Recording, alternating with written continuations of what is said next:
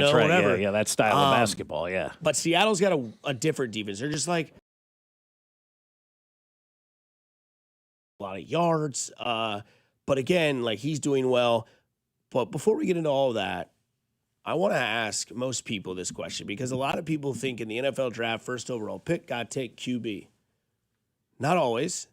But also, if you are going to take a quarterback, I feel like you better be pretty damn, like, sure, right? Like, if you go to a store or you go to a movie theater and you don't really know what you want candy-wise, you haven't made up your mind.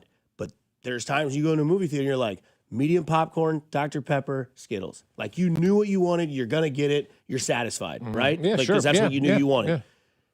The Oakland Raiders, or the Vegas Raiders, have a huge decision to make when it comes to their pick. Because the question I ask is, do you think that Fernando Mendoza is that much better, if better, than Geno Smith? And what's the first thing that hit you guys yesterday in post-show production? We thought about it for a while. And my exact response was, if you have to think about that, you cannot draft Fernando Mendoza. Well, I don't think you can draft him at all. You have to trade out of that pick. Yeah. And I don't know what the haul is, but this draft sucks because I think we're looking ahead because next year's nuts. Yeah, Bigley said this year's draft stinks. It's horrible. Yeah. But next year's draft, right, this is why I want Brett Veach to find that diamond in the rough in the top 9 where all these people don't know what to do, and they're like, oh, this draft sucks. And then, oh, wow, they got that really good defensive end at the 2026 draft in Pittsburgh. That's right, yeah. But, like, I think that if you have to think about – because I don't think Geno's coming back, but I think that's why – we're having conversations of seeing Pro Football Focus say, or Pro Football Talk say, the Raiders and the Ravens are having conversation about trading Lamar. That's the big splash. And you're like, well, Lamar would never go to the Raiders. Sure he would. Well, you don't know that. Sure he would. And you don't know if the Raiders really want to pick number 1 overall because if they pick a quarterback, it doesn't work. Brady looks like a failure. Mark Davis fails again. The Vegas Raiders are a laughingstock of the NFL. And it sucks. And they're seeing everyone in their division succeed greatly. Hired Jim Harbaugh. Now they have a good offensive coordinator. They're playoffs the last 2 years. Denver, needless to say more, Chiefs as well. But if you have to think about that number 1 pick being Fernando Mendoza, you must, and I think you must, trade out of that and let somebody else go get that. Well, and that's the problem with, today's world in which we live. Everybody's saying you got to have Fernando Mendoza number 1 based on the fact that he won the national championship and the Heisman. I understand all that, but you have to understand if these guys are going to translate in to the NFL, if their style of play, if who they are, especially at the quarterback position. Like if Fernando Mendoza was a rah-rah guy and he was playing wide receiver, yeah, he's not the leader of the team, that he can do that kind of thing.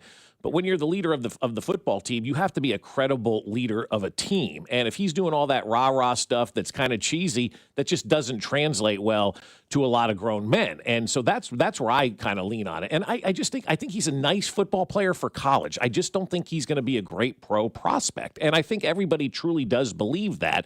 But the peer pressure that gets put on these teams from the mock drafts, from everybody talking about these guys, the fan bases get excited because what they read online and hear and all that kind of stuff. We all believe we know more than the organizations at times. And the pressure is Fernando Mendoza is the guy because somebody told us at one point that Fernando Mendoza should be the number 1 pick. Everybody else is telling us Fernando Mendoza should be the number 1 pick, when I believe in the heart of hearts, he's a 3rd-round project quarterback at best, in my opinion, for an NFL team. That's how I view Fernando Mendoza in the NFL. I could be completely wrong about that.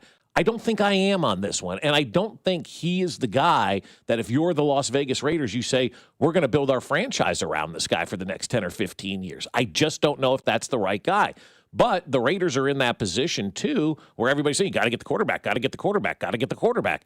So they'll draft this guy, probably won't be right. They'll probably be picking high again, and then probably next year they'll have to take a quarterback because they'll realize this guy isn't the right fit, just like I think what happened with Josh Rosen out in Arizona when they drafted Kyler Murray. And so now you're setting yourself back 2 drafts because you decided to pick the wrong person at number 1. I think if you're the Raiders, the trade for Lamar makes the most sense in the entire world. You go out there and you try to get that done. And then if you can't get a trade for Lamar Jackson, don't waste the number 1 overall pick on a mid quarterback because Mel Kiper is telling you have to take a quarterback at number one. You need to use your brain on this one. And I just don't think Fernando Mendoza is the guy that you look at and say, that's going to be our leader for the next 10 to 15 years. Mac, what do you feel the Raiders should do?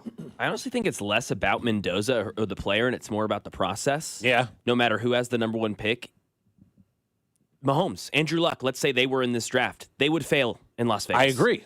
What's going on right now in Las Vegas, it doesn't matter who you stick back there right now. Prime Tom Brady would not be able to do a lot behind that offensive line, behind the lack of weapons, behind the defense, behind who's their head coach. I was just going to say, a lack of direction. Yeah, who's leading this thing? Who is even in charge of this thing? Yeah. You need to put a quarterback into a position to succeed. You need to put them into a semblance of a team. Draft an offensive lineman. There's not really a great one in this draft. Trade down, garner some more picks, get some more talent. Maybe get a quarterback next year. Maybe even get a quarterback in 2 years. Have Mac Jones for the next 2 years. Win 6 games. Win 8 games. Look okay. Look competent. Get Brock Bowers experience. Get Ashton Genty to that place where he's at a prime. He's a top 3 back, and now a quarterback's coming into, I've got the best tight end in the league. I've got a top 5 running back. I've got an offensive line who's played together. I've got a coach with 2 years under his belt with a foundation of an organization. Nobody who's going to the Cardinals, the Browns, the Raiders right now is going to succeed. It doesn't matter if it's Mendoza or Andrew Luck. Yeah, and you're right, because they don't have the right head coaches and the right staff in place to help these guys succeed. And I love that idea that you just put out there. Sign Mac Jones. Signing Mac Jones may be a better option for the Raiders. And they're not going to be able to trade that number one pick because as the three of us sit here and say, this draft is terrible, this draft is no good, okay, you're right. So I'm not going to. You're not going to be able to trade the number one pick, just like the Chiefs weren't able to trade the number one pick in 2013, the Geno Smith draft. Yeah. They wanted out of that spot as badly. Not Kling. No, Kling wanted Geno. Yeah, absolutely. Big Geno guy. Yeah, I forgot about that. Big Geno guy. Yeah, but Geno's still in the NFL. That's fine. Hey, they wrote him off. He didn't write back, baby. He did this year. He's saying this year. He's saying this year. Yeah, he did this year. But look at that. Look at that draft. How many of those first round picks are still in the NFL? I would venture to say probably none. 2013. Right? Yeah. To look at the 20, just look at it real quick. Eric Fisher, he's retired. Luke long Jokel was time, number 2. yeah. Oh, I know. That's what I'm saying. It's 13 freaking years ago, right? And so you couldn't trade the number one pick then because nobody really knew who the number one pick was because there wasn't that prime quarterback at the top of the draft. And the first 2 picks in that draft obviously were offensive linemen, and the Chiefs got the right one in Eric Fisher. He was an unbelievable talent, for this team. And so Geno Smith, God love him, still playing in the NFL. But I kind of feel like the Raiders are in that same position that the Chiefs are in 2013, or the Chiefs were in 2013, where, we got the number one pick. This is great. This is a lottery ticket. But at the end of the day, there really isn't that guy that's worthy of taking with that number one pick. And everybody knows it right now. So I don't know if the Raiders are going to be able to trade that number one pick, unless it's for Lamar Jackson, right? And you say, we're going to trade, for Lamar Jackson, you give up the number one overall pick. And then, if you're the Baltimore Ravens, you get to work. And if you're the Baltimore Ravens, you trade Lamar Jackson. Doesn't mean you draft Fernando Mendoza at number one either. Maybe you go out and sign Mac Jones for a couple of years to give this Minter guy an opportunity to get things going down in Baltimore. And we know Baltimore stays with coaches. Harbaugh was there 18 years. Right. Lane Johnson, the number 4 pick in that draft, still playing. Yep. In fact, out of those top 3 picks, Deion Jordan went 3rd to Miami. He was out of the league in 2020. Wow. Luke Jokel, obviously the one that the Chiefs luckily surpassed on. He's been out of the league since 2017. Yeah, he didn't play that long. No. And then Eric Fisher was gone in 21, obviously. Some other key names in that draft: DeAndre Hopkins in that draft, Zach Ertz, Darius Slay, Geno Smith, Big Tree Woods, Big Bob. Jonathan Hankins is in that draft as well. And yours truly, Travis Kelce, was the first pick in the 3rd round. That's right. 13th. Yeah, absolutely. Keenan Allen in that draft. It's so funny how we're like, man, Keenan Allen's so effing old. And they were like, Lane Johnson, great lineman. Yeah. It's like, Travis Kelce can still play. They're all the same age. John Jenkins in that draft still playing. And after that, it's bleak, right? Kyle Juszczyk's in that draft. Cool. He's been around that long. He My was God. drafted by Baltimore. Holy cow. 4th round. Kyle Juszczyk. Yes, he was drafted in that draft. I feel like he's young too. He's still going. My God, 13 years he's Sam played. Martin, that famous punter drafted by Detroit. That's right. He's still there. That punters can go forever. David Quessenberry. Oh, yeah. He's still playing for somebody. Is that Dan's Latino son? It is, yeah. My name is David Quessenberry. Yeah, who's he playing for? I don't know. He's still playing. He's an offensive lineman. Yeah. So he'll play for a while. He's on the Rams. Is there he? You go. All right, we don't need to keep going down that No, list. but I mean, but that's yeah. the list of nothing, and that's kind of like what this draft may be shaping up to be, right? A draft of a lot of marquee players. Maybe they're building blocks for your organization, but if you're trying to build your organization like the Raiders are, I just think you do a hard pass on Fernando Mendoza, and you do go sign Mac Jones, and you go with a proven veteran guy for the first couple of years until there really is that quarterback that's out there, whether it's Arch Manning or whoever it may be coming out next year. Then you can go out there and get your quarterback. I just think now is the wrong time to try to build your organization around it. God love the Raiders. I hope you draft Fernando Mendoza. I really do it. Do it. Go for it. I said the same to the Broncos about Bo Nix. Didn't work out the same. Yeah. Well, talk to Justin Reed about Bo Nix. I did yesterday, actually. I reached Really? out. Good. He was tangled in it. When you listen to the interview, there's that delay, and they're kind of talking over each other. He doesn't hear the question properly. He said, I thought they were talking about who's the best quarterback still left Did you ask in him the why he playoffs. doubled down on it, though? Yeah, because he couldn't hear the question. I mean, it was. If you listen to it, they're That's what talking I'm saying. over He each then other. says, Yeah. he's like, I thought you talked about the playoffs, not in the league. Oh, well, I already said it. Yeah, Screw it. that's what I'm saying. Yeah, like, that part. Yeah, he goes, I already said it. The hell with it. whatever. Yeah, whatever. Because I did. I talked to him yesterday. I go, dude, what the hell? And he's like, you're going to have Chiefs receipts pissed. And he goes, they'll be over it tomorrow. Yeah, we'll forget about Yeah, it. we'll forget about it tomorrow. Like, yeah, that's the way to look at it, right? Yeah. I know it's not Bo Nix, so I'm Yeah. okay. Yeah. But I mean, the best quarterback left in the postseason. I mean, He's not better than Stafford. not better than Stafford, but No. but he played great on Saturday. He did. He played the best of the weekend. He was awesome. No, it's I would go Stafford, May, Darnold, Nix if they were all healthy. Wow, you have Nix. Okay. Yeah, I'd have Darnold above. You'd have Darnold above who? I'd have Darnold second, then I'd have Nix, and then I'd have May. Okay. Yeah, it's probably what I would go to Yeah. at this point. At this point, yeah. Will Bo Nix ever win an MVP? No. No. Gosh, no. But Drake May will. It's a really bad MVP, but sure. We Yeah, don't know it'll be he's on his winning it. resume. We don't know he's winning it this And we year. don't know if he's winning it. Yeah. I think Stafford's going to win it. I think so too, and I think Stafford should win it. I think he should too. Yeah, I think the way really Josh do. Allen won it is similar to the way Stafford will win it this year. He's never won it. Could be it. He played in the best division. He played well. He played really He well played this year. great this year. And coming into the year, we didn't think he was going to be playing. The three of us were like, I don't know. Touchdown numbers are good. They were my preseason Super Bowl pick, so I was That's cool, man. So preseason. I had the Chiefs. I did too. It didn't go as well. I don't know what I other had. side. I probably had the Bills. I couldn't tell you who just- I had in the NFC, honest to God. I could not tell you who I had in the NFC, but I know I had the Chiefs. I had the Packers for like 5 straight years, so it didn't go well. You're done on them. You got to get off that. Yeah, bandwagon. that's done. It's over. It's done. You're out, right? They just extended LaFleur and Mac's like, I'm out of here, man. I'm done. NFL honors finalists of the awards of the season as we wrap up this 6:30 segment here. MVP. Did I convince you guys enough yesterday on my Christian McCaffrey take? Like, do we think he's the most valuable player, or do we think that he should win it? It's just two different topics. Two different topics. It really Yeah. is. Is he the most valuable player? Yes. GD right he is. Is he going to win it? No. Matthew Stafford, I think, will win Yes. the MVP. Doesn't mean he's the guy that deserves it. Christian McCaffrey probably is the guy who deserves it the most. But we live in an era where if you're not a quarterback, you really don't stand a chance to win that MVP. So I think Matthew Stafford wins it. I think he's the guy. So Christian McCaffrey this year, insane numbers, right? 1,202 yards rushing, 10 touchdowns. That's cool. He had 924 yards receiving. That's the insane number right there. Not totally. 129 targets this year for 102 receptions. That's even more insane. Yeah, I mean, 7 touchdowns. I mean, So the fact that 17 he only missed on 27 targets to that guy too. That's right. That's right. I mean, that's Yeah. crazy. Yeah, he had 311 attempts rushing for 1,202 yards for 10 touchdowns. He had 71 first downs rushing. My God. He then had 129 targets for 102 receptions for 924 yards receiving. Hello, Chiefs, McFly. He would have 9 yards per reception. So, whatever you want to say, he had 48 first downs, over 100-plus first downs alone for Yeah, Christian McCaffrey. What is he that's doing? wild. He's scoring touchdowns. He's getting yards. He's moving chains. He's doing it in every I manner. don't know. Yeah. He's like, my offensive player what- of the year. What am I Oh, missing yes. here? Yeah, That year that he had 2 years ago where everyone was Oh, yeah. marveled by him, Yeah. more yards from scrimmage this season. Yeah. Look at every year that he's been a runner-up for an MVP. Lamar beat him. He had one of those insane years. He had 1,000 and 1,000. Yeah.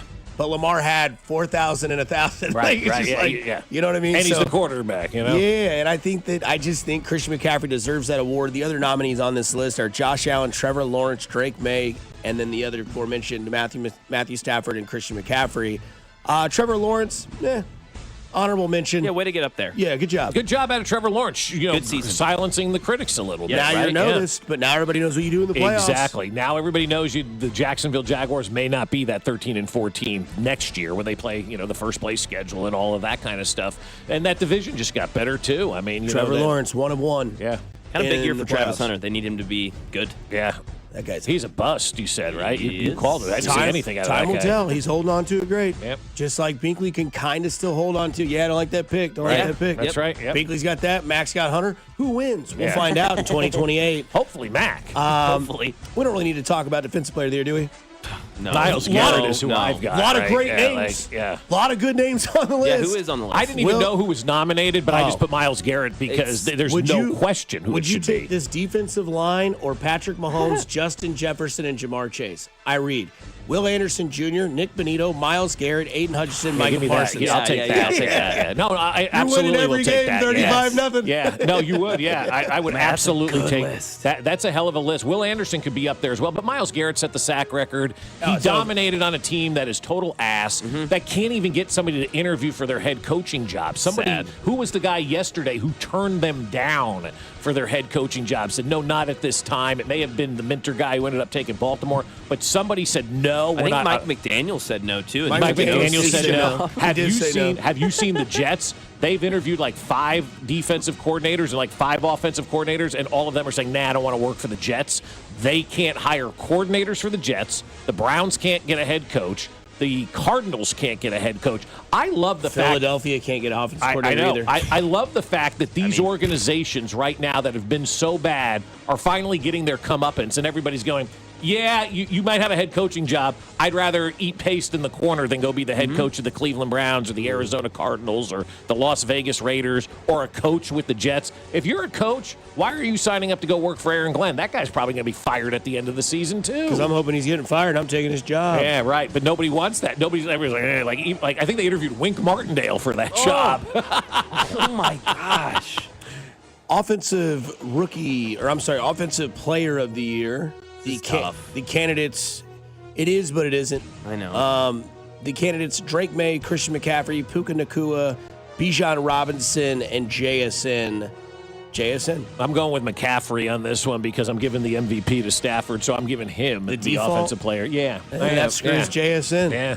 It does. It And I does, but kind of agree McCaffrey- with- But Yeah. you screwed me, so I screwed It you. also screws CMC. Yeah, it's like. Yeah. I mean, I can't screw Christian McCaffrey out of this Sure you award. can. There's another award he's got a part of. What's he going to get? The MVP? Oh, no. He's the comeback player of the year. No. Come on. Come He's on on it. now. I Over know. 2,000 yards from tease. scrimmage, Yeah. comeback player of the year. Oh, wait till Yeah. you hear the list. Yeah, who Boys. is on the list? Well, you said you're giving it to Christian McCaffrey? Yeah, I am, yeah. Mackenstein? If I could, I'd split it in half, New JSN and CMC, but I can't CMC. Yeah. Okay. AP Offensive Rookies of the Year.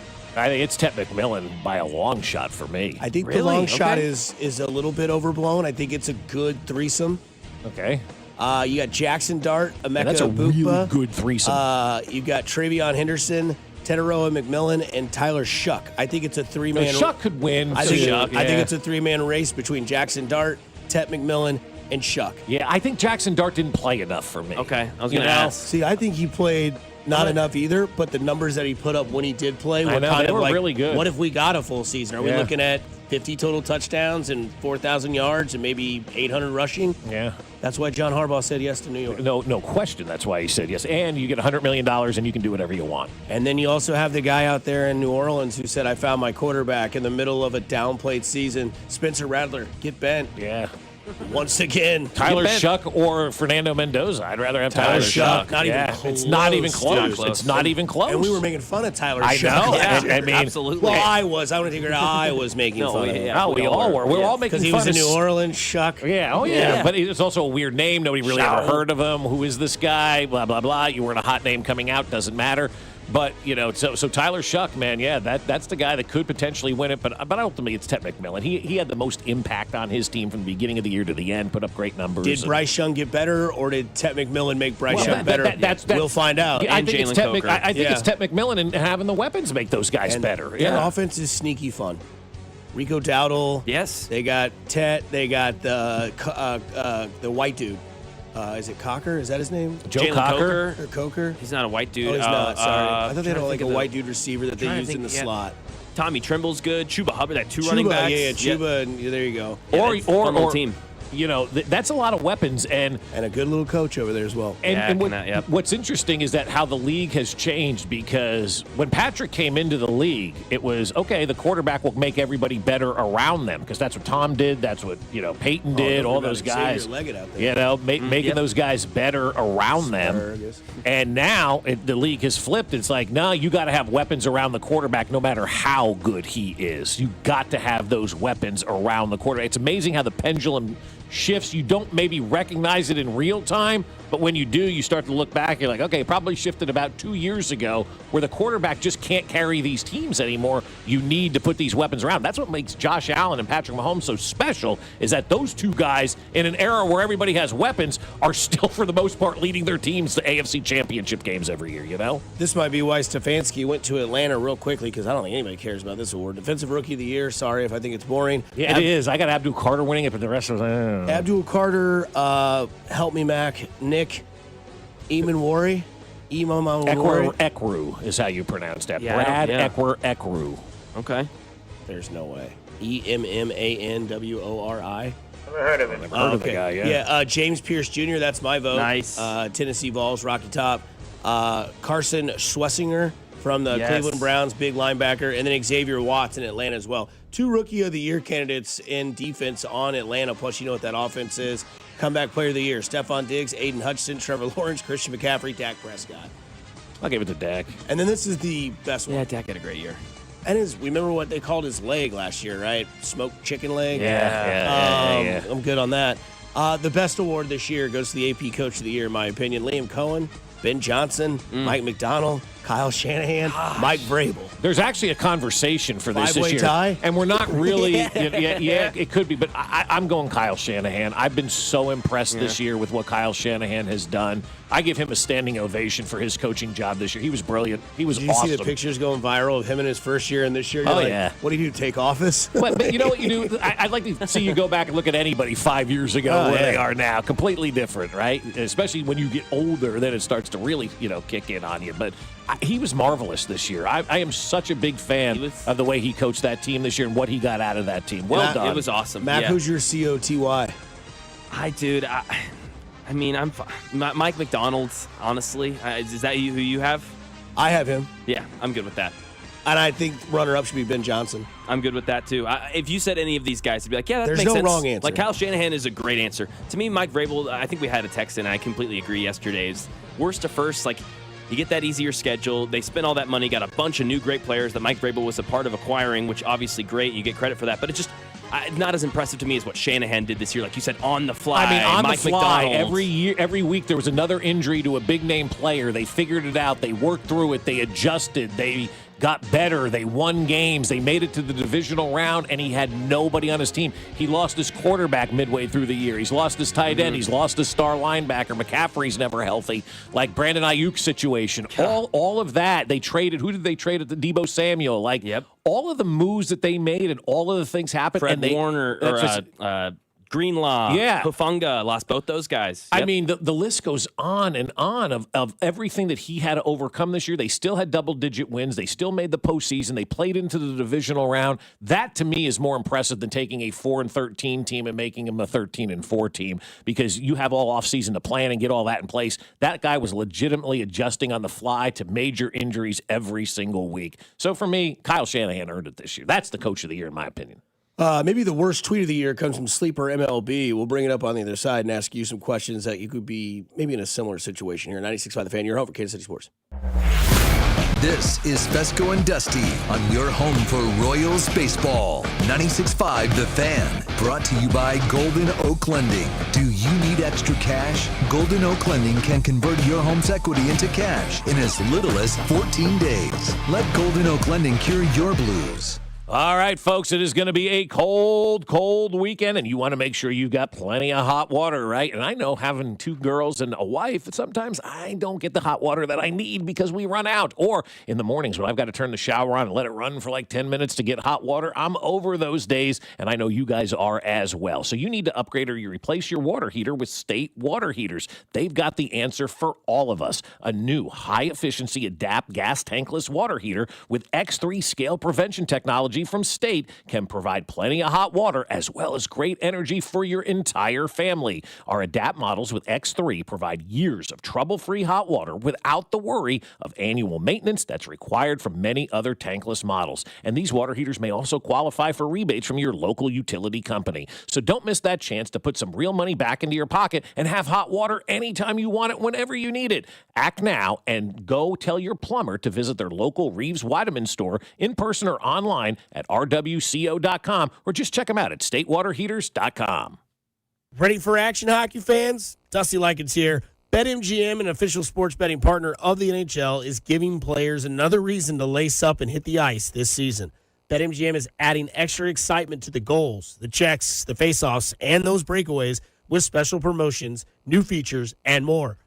Log in throughout the season to find odds boost tokens, no sweat tokens, and parlay boost tokens in your account to amplify your winnings. Enjoy enhanced product features like dark mode as well.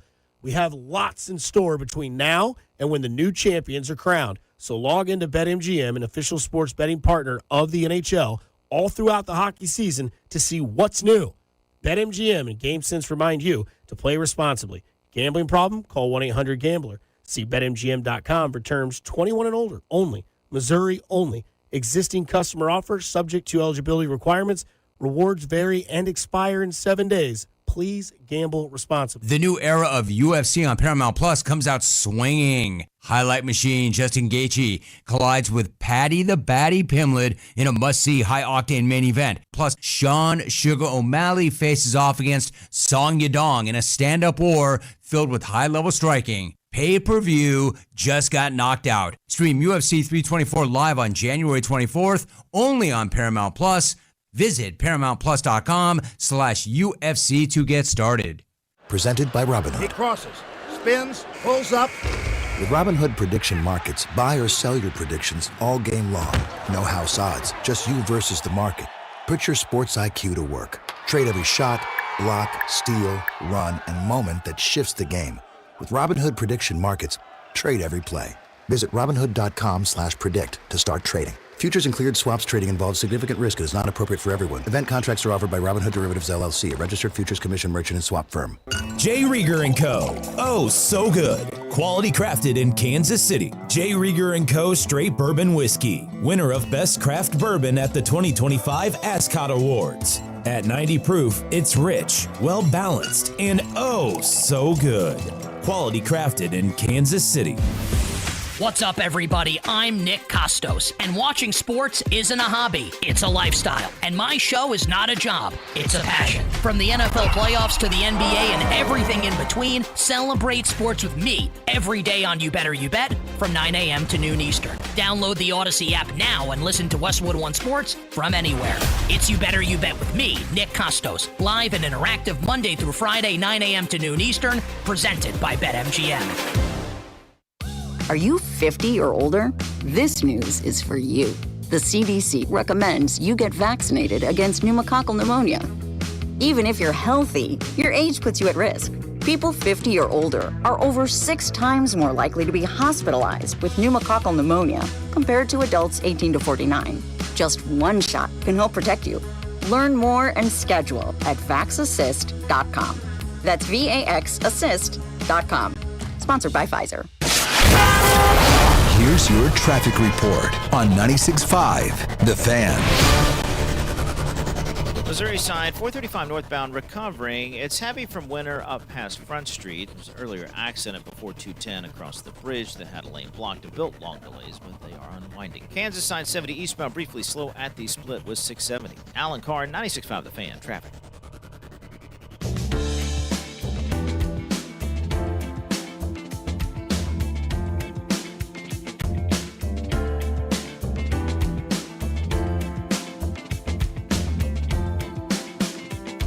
You got breaking news? I do have breaking news coming from the world of Fernando Mendoza. He has officially, just 10 minutes ago, declared for the NFL Draft. There we go. Do we need him to declare for the NFL Draft? Like everybody's talking about him being that number 1 overall pick. Well, Schefter had to tweet it. Of course, yeah. Schefter needed to tweet. He absolutely did. He needed to tweet instead of just retweeting somebody else's tweet. He got busted yesterday, which I thought was awesome.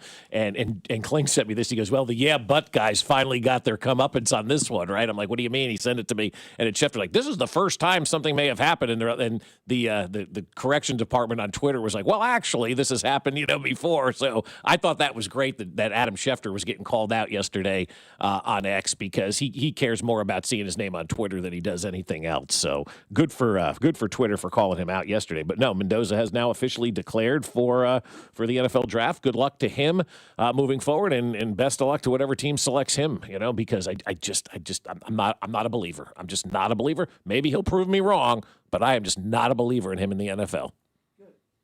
Good. It's a story that we like to see. The guy that nobody wanted, Shedeur Sanders. We all like Albert Breer, right? Maybe not? Yeah. I like him. Yeah. Okay. He kind of gives some more light to your Mike McDaniel thing. The Bills. We didn't say that yet. Mike McDaniel getting interviewed by the Bills today. Yeah, the Bills interviewing Chargers offensive coordinator Mike McDaniel for their head coaching job today. Per source, McDaniel, of course, spent the last 4 years in the AFC East as Dolphins head coach. He then goes on to say McDaniel will be Jim Harbaugh's OC if and only if he doesn't land a head coaching job. Okay. That's kind of effed. You're my guy, right? Yeah, dude, I got you. Hey, Jim. So there's this guy, Josh Allen, in Buffalo that they're going to hire me as their head coach. I don't really like your pants. Okay, thought you were a nice guy. Yeah, Jim. they're gone. No, that can't happen. Sleeper MLB, good follow on Twitter. They're kind of fun. But they did have a really dumb question. It said, who would you rather have as your shortstop for the next 3 years? Francisco Lindor or Bobby Witt Jr.? That is a dumb question. Even if you're not a baseball fan per se, and maybe Bobby they just want some traffic. Maybe sure. they want to troll Kansas City because they know we get involved on X and all of that kind of stuff. Did you see the first response? No, I did not. What type of actual dumbass question is this?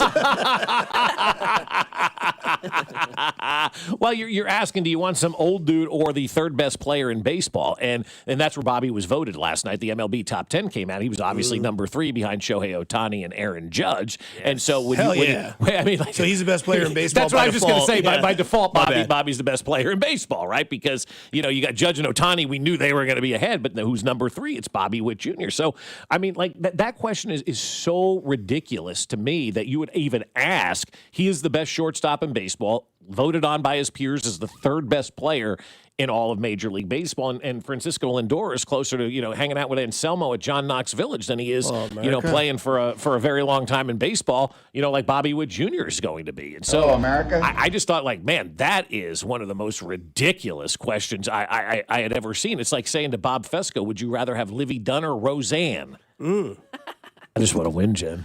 Somebody says, I'm a Mets fan and I love Lindor. That being said, he's 32. Bobby Witt Jr. is 25. I'm sure Lindor will still be producing highly at 35, but Witt will be in his prime. Give me Bobby Witt. Of course. Somebody says, why are we even doing this? Gunnar Henderson, somebody says. That's funny. Okay. But yeah, so, it's just kind of funny. It's like, would you rather have, Sydney Sweeney or, Madonna? Well, Madonna's probably got some prime left in her. She's probably still fun, but come on. We know the answer to that. GW Fins or a bag of poo? Yeah, right. Come on. GW Fins or LC's, That's not a shot at LC's Barbecue. Great place. But, try to do like the first name. Yeah. GW Fins or PW's Fish Heads. Yeah, I'll right. go with the Fins. Yeah, exactly. Yeah. Somebody put a poll on here that says, who's your pick? Bobby Witt Jr. won 83% to 15%. So yeah, it's just kind of funny when that's the thing, because I would entertain the fact if it was like Bobby Witt Jr. or like maybe another young and up and coming shortstop that's a baller. Like it'd be the same thing if you're like, would you rather have Carlos Correa or Bobby Witt Jr.? It's not even close. Right, exactly. And Correa still produces, but I mean Lindor, Mr. Smiles, all good. But I mean Bobby Witt Jr. He did come out yesterday on the top 100. He is number 3 on the list, only behind Shohei Ohtani, who is God, and then there's like Aaron Judge. So you'd have to think how much longer until Bobby Witt Jr. takes the 1 spot. Yeah, until those guys retire probably, or unless Aaron Judge has a bad year. What's a bad year for Aaron Judge? I don't know the answer Less to that. than 40 home runs, maybe? I don't know, man. Wow. That's seriously, awesome. less than 40. Like, if you hit 40 home runs, people will say, it's a down year for Aaron Judge. Aaron Judge is kind of in that Patrick Mahomes echelon where it's like, well, 3,735 touchdowns and 12 picks. That's a down year for Mahomes. Yeah, Exactly. Different standard. Yeah. 285, 38, and 110 for Judge. Okay. Yankees fans would hate that. Yeah, I didn't do enough, but You're I a mean, bum, Judge. You need 40. yeah, well, I mean, but you have to carry that offense right now. I know they got Bellinger back and all, but I mean, he's still your big bat in the lineup. You're counting on him for 50 to 60 home runs and 100 and some RBIs every year. I mean, you got to pencil that in, and so. Until he stops doing that, I think he'll always be put up there. And then Shohei Ohtani, I feel like obviously he's the best player in baseball and the best baseball player we've ever seen. But we don't talk about his stats, I don't think, nearly as much as Aaron Judge's stats. Like I don't think Shohei Ohtani is held to that same standard stat-wise, and that's because he pitches and he obviously, DHs and does all that stuff and plays both sides. So he is the number 1 player in baseball. But I feel like Aaron Judge is scrutinized for his stats maybe more than any baseball player out there. And I think once he wins a World Series, if he wins a World Series, I think a lot of that will stop. I think a lot of it's just because he hasn't won a championship yet. Him and Josh Allen are the two, man, under the most pressure now to win a championship. I still think Aaron Judge is the guy who has more pressure, though, than Josh Allen. We'll see. You gotta kind of win championships in New York. You don't really have to win championships in Buffalo, apparently. But yeah, we'll get more into that. Bobby Witt Jr. being the 3rd best player in baseball, plus Vern last night on his hot stove had Royals general manager J.J. Picollo on his show. We'll play some of the good bits and bites from that interview that was the hot stove last night. You can hear every Thursday at 6 o'clock here on 96.5 The Fan. You're listening to Fescoe and Dusty with Mac Morey as well here on 96.5 The Fan, your home for Kansas City sports. This is Fescoe and Dusty, brought to you by Golden Oak Lending. Do you need extra cash? Golden Oak Lending can convert your home's equity into cash in as little as 14 days. Let Golden Oak Lending cure your blues. Your home for K-State athletics. 96.5 The Fan. Well, if you're headed out of town this weekend, this is the weekend you want to be parked at Park and Go because they have all covered parking. So when you get back from your trip after this weekend, you're not going to have that snow and ice on your car that you're going to have to scrape off like some other people will have to do because Park and Go has all covered parking. Your car is always protected when you're out of town, whether it's now in these winter months or even in the summer with that hot summer sun. You don't want your car sitting in a lot getting the sun on it all week long while you're gone. Cover it up at Park and Go. And make sure you make your reservation before you head on out and prepay because that's when you're going to save your money. Reserve that covered parking spot and get their lowest rate when you prepay. You can do that at bookparkandgo.com. I love doing it right after I book my flight. When I show up on the day of my flight, I give the reservation number to the folks and they direct me to the covered spot they have reserved for me. The van meets me immediately and takes me right to the airport terminal. Then, when we get back, just grab your bags, walk outside, and jump on the bus that's waiting there for you. Join their frequent parker program and earn points towards free parking like we do. Reserve your spot today at bookparkandgo.com. The best deals in parking. Bookparkandgo.com. Park and Go, family owned and operated. This Wednesday, January 28th, our friends at Centric are hosting a KC Tech Career Summit at Centric. It's open networking with KC area tech professionals, facility tours, breakout conversations with instructors, career services, and a live panel featuring former Centric students and local employers, plus a Q&A. Whether you're just starting out, considering a career change, or simply interested in what the tech field offers, this summit offers you a gateway to that. Please RSVP in advance by going to Centric.com and clicking the KC Tech Summit at the top of the page. $5,000. That's the average amount of money people in the U.S. are now spending on gas in a year. $5,000. That's crazy. If you drive, you have to download Upside, the free app that gives you cash back every time you get gas. That's right. You can earn real cash back with Upside just by buying the gas you're already buying. You can literally start earning cash back today. I use Upside every time I fill up, and I've already made around $300. You're putting gas in your car anyway. Why not get real cash back? If you like free money,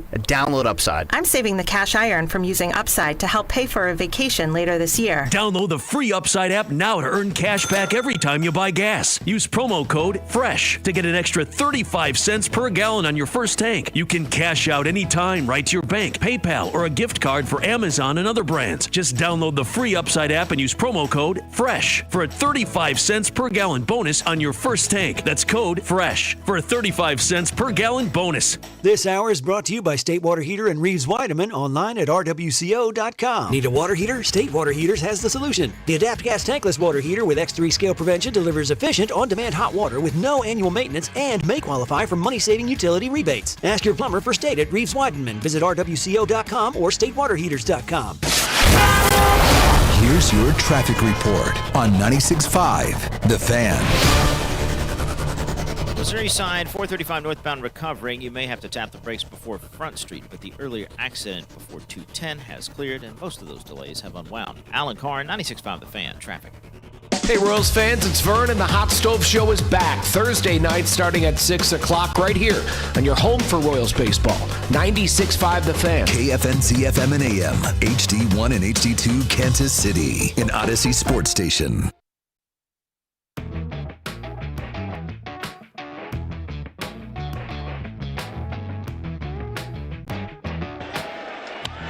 Hit to short. Witt gets the force. Can they turn two? Yes, they can, and it's just the point we were making. It's not Giancarlo's fault. A near base hit. Couldn't beat it out at the other end. Turns into a double play. Short. Witt gets the force. Can they turn two? Yes, they can. And Yes, they can.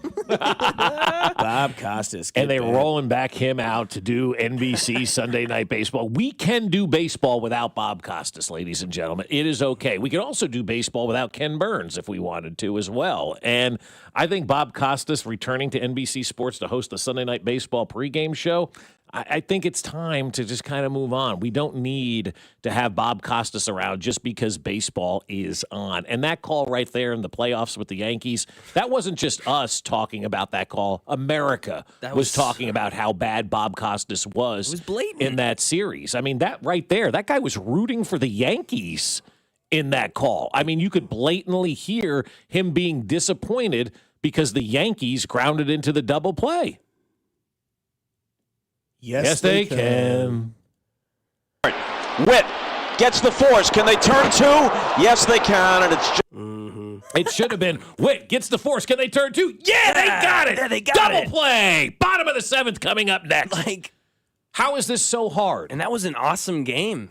Because those were the Royals who stepped up that game were like Gurriel, right? And there was a guy. Gurriel was a big, that guy. Yeah, it wasn't the Bobby Witt Salvador Perez game. It was Right. the role player guy. That was our only win that series. And if the fence were moved in, there's a home run hit by Kyle Isbell. That's exactly That was- right. yeah, Yeah, Juan Soto doesn't catch that ball at the fence. Yeah, it's a home run. That's what it was. Maybe it's a completely different series, and he would have said, yes, it's gone.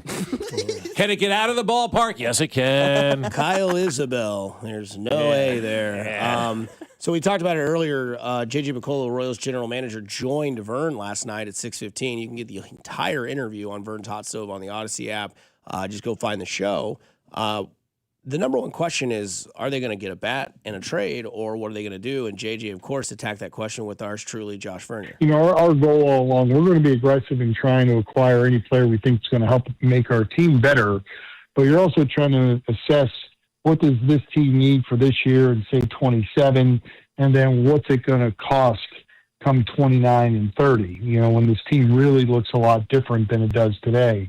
And that's the tough part about it. I mean, as much as you want to go out and just win the deal, you know, there's a price to pay when you go out and win the deal, and it may not be the best thing for your organization in the long run. So you really just got to try to just walk that fine line. You know, where is it for us? Where are we comfortable with what we give up for the return of a player that we think can help us in, you know, the next year or two. So that's the tough part. And so far I can tell you that it has been tough sledding. You know, the teams are very demanding, as they should be. They value the player as well. And if we ever get to a point where we feel like we're comfortable with what we're giving up in return, you know, we're not going to be afraid to make that move. So kind of to give it the I don't know, getting a right field bat or getting an outfield bat for dummies. They're looking at somebody that they can willingly get for the future and not have to like break a bank for. Right. It's kind of what I get, but also it's got to be the right move. So a very tough window to hit when you are a team like the Royals, where we have what we have that we think can be successful. And if we want to get something that's going to be successful and long-term, are we going to be okay parting with that? And are we going to be okay paying what we get? Yeah. And it's what I get out of that. And that to me is what the holdup has been, because other teams that buy or trade, they're sending their prospects and then they're just going out or paying $155 million for a Cody Bellinger. That's not the way the Royals are ever going to do anything. No, I think the Royals have an opportunity here where they should go out and be very aggressive right now because of where the Chiefs are, right? The Chiefs went 6-11. People are down on them.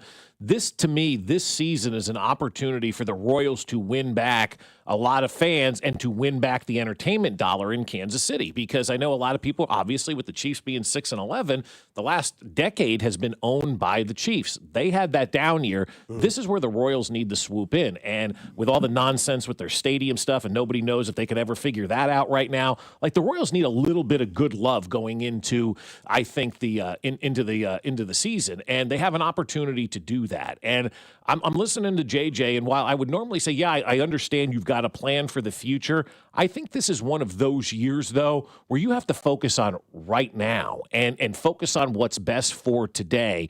In baseball, we tend to focus on the future all the time, and then a lot of the times these minor league prospects never amount to anything. I mean, you have these big trades for proven major league guys, and they give up 5 members of the farm system or 4 members or 3 members, whatever it is. And most of the time, those guys don't amount to anything in Major League Baseball. Just go back and look at the trades in 14 and 15 and who the Royals gave up. The only name you can remember is Sean Manaea, and the Royals still won a championship, and Sean Manaea's pitching in baseball. So what? That I'd rather take the championship than have Sean Manaea on the team right now. So I understand where they're coming from, but I think this is a unique offseason and an opportunity to really grab the sports fan in Kansas City based on the fact that the Chiefs are coming off a down year. And so I would do things a little bit differently this year. I'd be more aggressive this year. I'd be willing to trade more guys to get a bigger name in here that the fans can get excited about, because right now the offseason has been silent for the Royals. They've done nothing really to get better. I mean, Lane Thomas doesn't do much for me, but I think this would have been an opportunity, and still can be an opportunity for the Royals to go out there and really make a splash and grab that sports fan right before spring training. Nothing's set with the roster. We can't complain about this stuff till pitchers and catchers report, but they've got a good opportunity over the next 3 weeks to really go out there and make a splash and get the sports fan excited for them going into the season this year. And speaking of splashes, you're going to want to see a lot of those with 2 guys named Carter and Cags, because Carter Jensen, obviously the local kid, came up last year, shocked a lot of people with how good he was immediately, and Cags might have shocked a lot of people about how poor he played immediately, which I think is fair to say, but I think he's going to get better. I think the ceiling is the roof for him, but they are a big duo for this team to be successful, and I think 10 years ago when Mac was 17 or, whatever, it was Moose and Haas. Like Moose and Haas was the duo, or maybe yours was Kane and Salvi. Right. These two, if they produce, can be the next wave of the duo the Royals could have when it comes to Carter and Cags. And this was JJ on the offseason approach with both of those men. Well, I know Jack got to hitting right away. He took the first couple of weeks off, and they then went right to hitting on the field, and he's been hitting pretty much every day.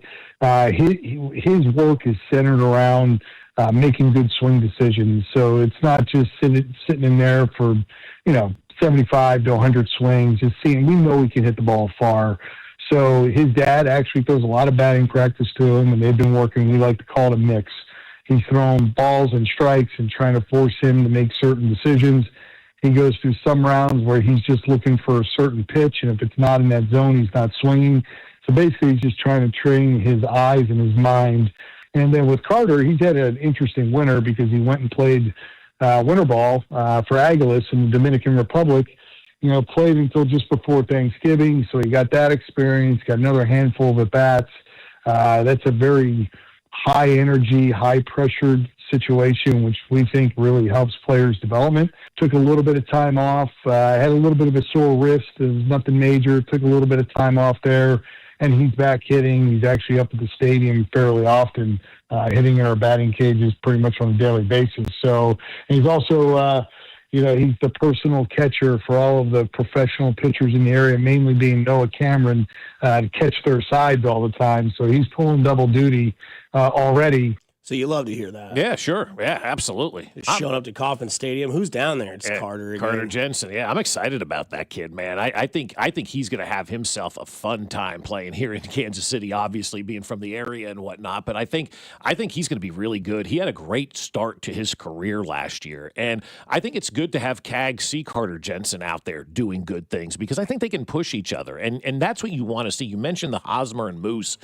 type dynamic and whatnot, Kelsey and Mahomes. You want to have that running mate with you that can be there and be on your same level, and you guys are working for the same goal. You're basically the same age. You kind of need that guy. You need that yin to your yang, in baseball or any other sport like that. And so by Carter Jensen doing his thing, I think Cags is just going to get better because he's watching Carter Jensen do his thing, and he's like, I want to be that guy. I want to be as good as him. And so I love the fact that they're the same age, basically. They're the same level. They're going to be here for a long time together.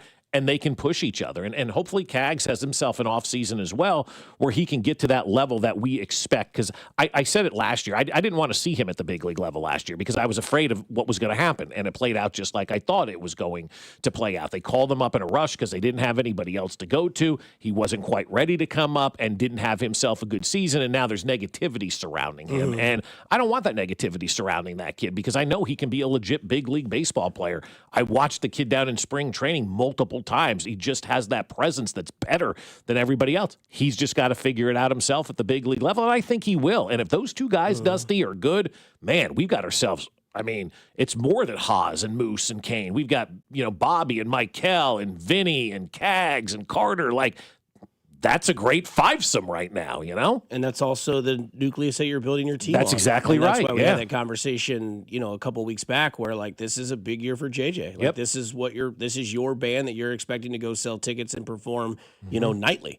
And, I'm not going to hear it from these people that say, hey, Dusty, Cag sucks. He's going to hit 171 with 4 home runs. I want you to be prepared to be disappointed. Not happening. Why be prepared to be disappointed? Why not have the positive, influence for this kid going into the season? Because a positive line of thinking changes everything. What good does it do to text in and say he's going to hit 147 and have 4 home runs and you're going to be disappointed? Why not go in and say, I can't wait to see what this kid's going to do. Let's see how he responds from his first down year ever in baseball, in life, and let's see how he can respond. Let's get excited. Let's support that kid and make him do well. Because if you're sitting here texting in those negative things and he goes out there and performs negatively, you know what happens? Team doesn't win a lot of games. Playoffs probably don't happen. And then you're bitching about that. So instead of coming into the house and saying, this guy stinks, come into the house and goes, yeah, he didn't have a good year, but you know what? We're going to cheer him on. We're going to be there for him. We're going to get this guy's back because if he's successful, we're successful.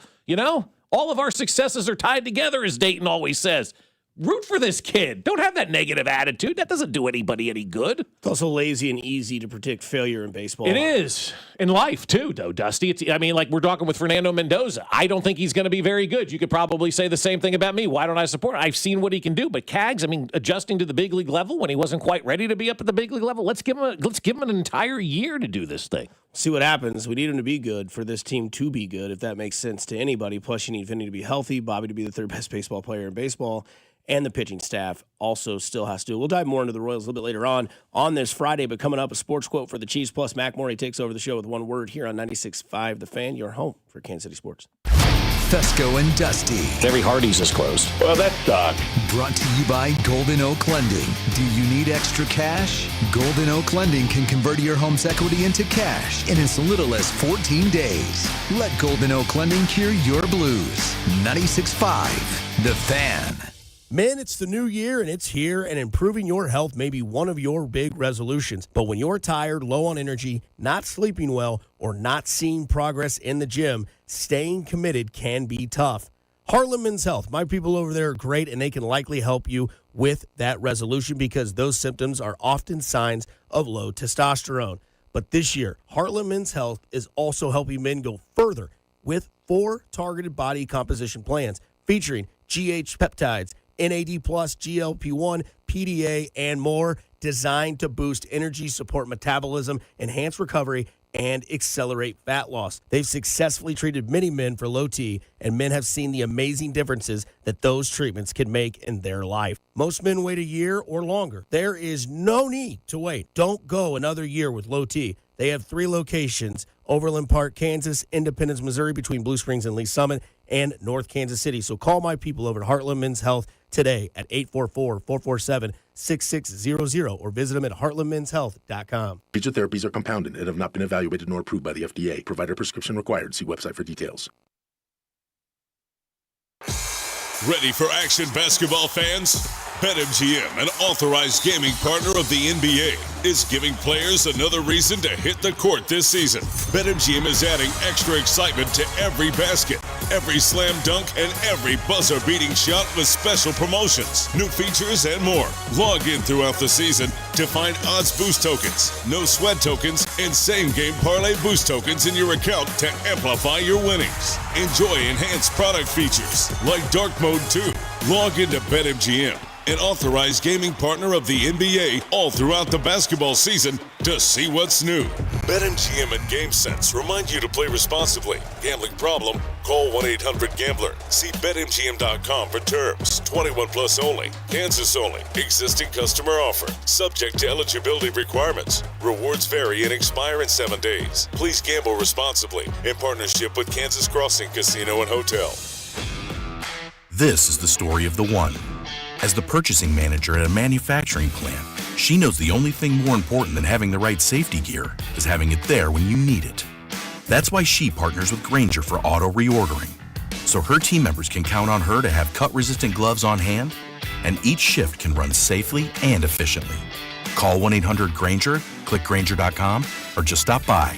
Grainger, for the ones who get it done. Well, good morning, kiddo. I love that you're home from college. I've missed you. Still taking your Nature-Made vitamins? Every day. A multivitamin and a probiotic. You better be taking yours. Still looking out for me, Mom. I'll never stop. Made to care for you every day. Nature-Made, the #1 pharmacist-recommended vitamin and supplement brand. Find us in the vitamin aisle, based on a survey of pharmacists who recommend branded vitamins and supplements. I'm Bob Burke, founder and chairman of Burke America Parts Group, a family of brands that includes RepairClinic.com, an appliance and HVAC parts solution company that's grown into an international brand. Before AmericanEagle.com, we partially launched a new technology platform developed by another firm. American Eagle helped take our technology to a whole new level with digital marketing, software development, and business insights into our key markets, appliances, HVAC, and outdoor power equipment, and did so both on time and on budget. AmericanEagle.com has the resources, experience, and talent needed to produce solutions. Our new technology platform, developed by AmericanEagle.com, has produced tremendous results with higher traffic, conversion, engagement, and online revenue. If you have any home repairs you need to take care of, check us out at RepairClinic.com. If you need a world-class website or technology project, then I would highly recommend AmericanEagle.com. Call AmericanEagle.com at 773-NETWORK. That's AmericanEagle.com, 773-NETWORK.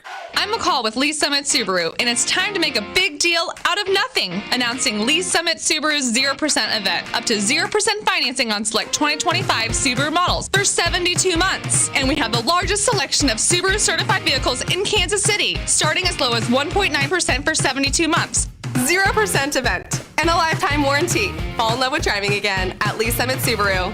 Based on January 2025 through June 2025 Kansas City inventory listings. Escape to your new coastal seafood paradise. Introducing Aqua Pennies, where the freshest seafood, a full-service raw bar, prime steaks and chops, exquisite handcrafted cocktails, and a one-of-a-kind atmosphere come together in perfect harmony. Aqua Pennies is now open in Park Place, Leawood. Don't miss out. Experience something truly different. Tantalize your taste buds and elevate your evening out. To learn more, go to aquapennies.com. Coast into Aqua Pennies, now open for lunch. You're listening to 96.5 The Fan from the DM Injury Law Studios. Mike's got this. Car, truck, or motorcycle wreck? Remember, Mike's got this. 816-888-7500. Mike's got this. Here's your traffic report on 96.5 The Fan.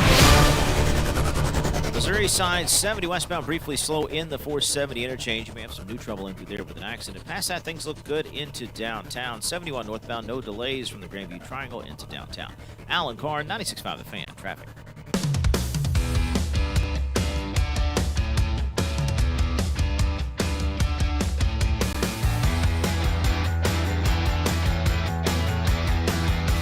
Dive more into that Royals conversation is JJ Piccolo, who joined Vern last night on Vern's Hot Stove. That's right, Vern's Hot Stove back. 2 episodes deep on Thursday nights at 6 o'clock. You can get it on the All Things Vern's podcast, too. Don't forget to download the All Things Vern podcast. Hear the whole interview. We'll have more from JJ a little bit later on in the show, but it's that time of year. It is approaching a really, really fast baseball season, baby. We're excited about that. Heck yeah. I rolled over to UMKC yesterday. My friend took a job over there, my friend BJ in the athletic department, and they got some really cool things getting ready to pop, too. They're going to hire a new coach, and that's going to be a lot of fun. Nice. And I told them yesterday, this is my idea. I said, you need to get back to Muni and play down there, man. Let's go. Get it back down to the most famous arena in the world, right? We had the most historical arena in the world where the first Final Four was ever played. Let's go.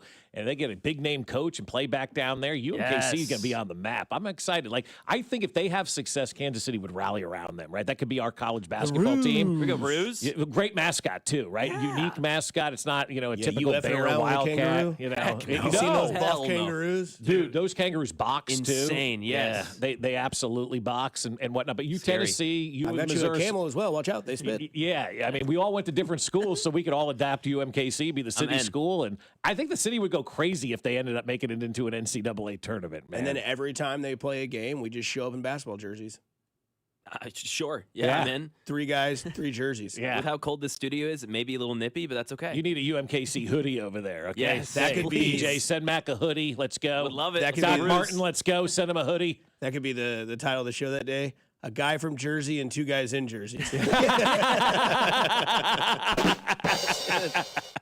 Good colors, too. Yeah, the great colors. Great yeah, colors. Yeah. They got a lot of fun things going on Well, that's over there. exciting. Yeah, the yellow and the blue, baby. I'm excited to see who their coach is because I hear it's going to be somebody we all recognize. So that could be something that can be really good, too. Get that right coach in there and got a great mascot. I told them to play at the Muni. We'll see if that happens and let's go and win back the city. You know? I graduated at the Muni.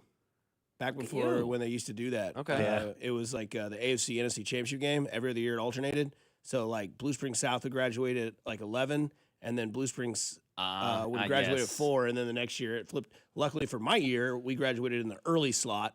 And then right when I walked in, no lie, bird crapped right on my head. No, that's good luck. They say when a bird poops on you, it's really good luck. So you got pooped on at high school graduation. Look at you now. I was like, it's not raining. And I was like, oh my God. Looked up, big old pigeon just. I parked under a tree one night. How you doing, geek? Off the plaza, and I came out, and I mean, you want to talk about your car being annihilated by bird poop? I got in it. It smelled so bad. I mean, it smelled like poop in the car. I had to go take it, get it washed like 3 times. It was awful, man. Hate to see it. Oh, it's terrible. How come nobody parks in the front row at work? Yeah. Bird blank. Bird blank. What was that, Cam? Yeah. Bird blank. Double down. Right. Double in a big down. work meeting. That was after that. I was like, I can leave now. BBL stinky. I don't even need the Danishes outside. Yeah, right. Yeah. Somebody says I heard Cody Tapp is trying for the coaching job at UMKC. Who? Never heard of him. That's what the text line says. Oh. He's got to win a hot dog contest first before he becomes a coach. Yeah. I mean, I'm not going to speak. I didn't do so good in the hot dog contest, but I don't, try every year. Hopefully I get to do it this year. I want to do it this year. Poor performance. Josh on the playoffs or Cody is a hot dog? Cody is a hot dog. For sure. Yeah. Yeah, because like Josh Allen doesn't hype up his own game. Cody hypes himself. Oh, I'm the best hot dog runner out there. I can do this. Every year Cody's in the hot dog race, and he's 0-5. I mean, that's Josh Allen-like numbers. In big-time moments, Cody poops his pants. Or is he Justin Herbert? Which one's worse? Because he'd be like, well, I would have done better, but my hand was broken. Oh, that's the what ifs. The what ifs. Could be Herbert. Yeah, text line, you tell us. Is Cody more Josh Allen or Justin Herbert? When it comes to hot dog racing. That's right. Somebody says, did you guys hear? Cody is applying to be the head coach of the UMKC Roos. Well, I can tell you he's probably not going to get the job because I think it's going to be somebody we know. Somebody says, for the Jersey show name, Dusty takes the rest of the day off. Yeah, that is really good. That's great. I got to beat the weather, man. I live further than anybody here that works at this station. True skedaddle, bro. Yeah. Get home.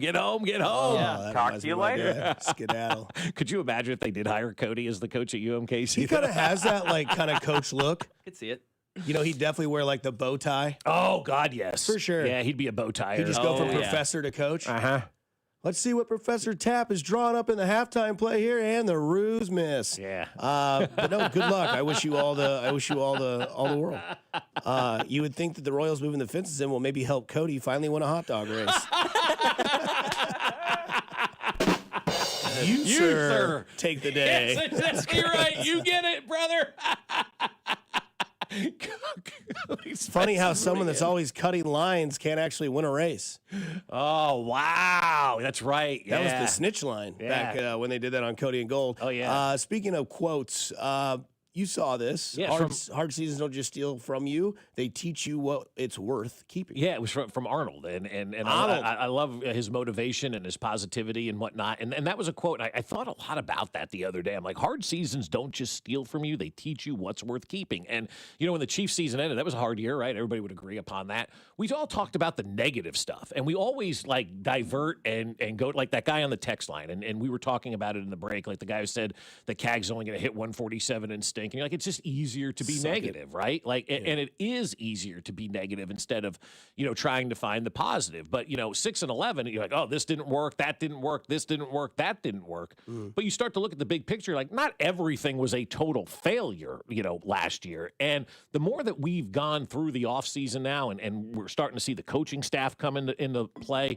I want to do something here that I don't think I've really ever done. I want to give the wide receivers a mulligan on this one, because the more you look at it right now, the more you realize the wide receivers were very young, obviously, not a lot of experience in the NFL for the two main guys, right? Xavier Worthy and Rashee Rice.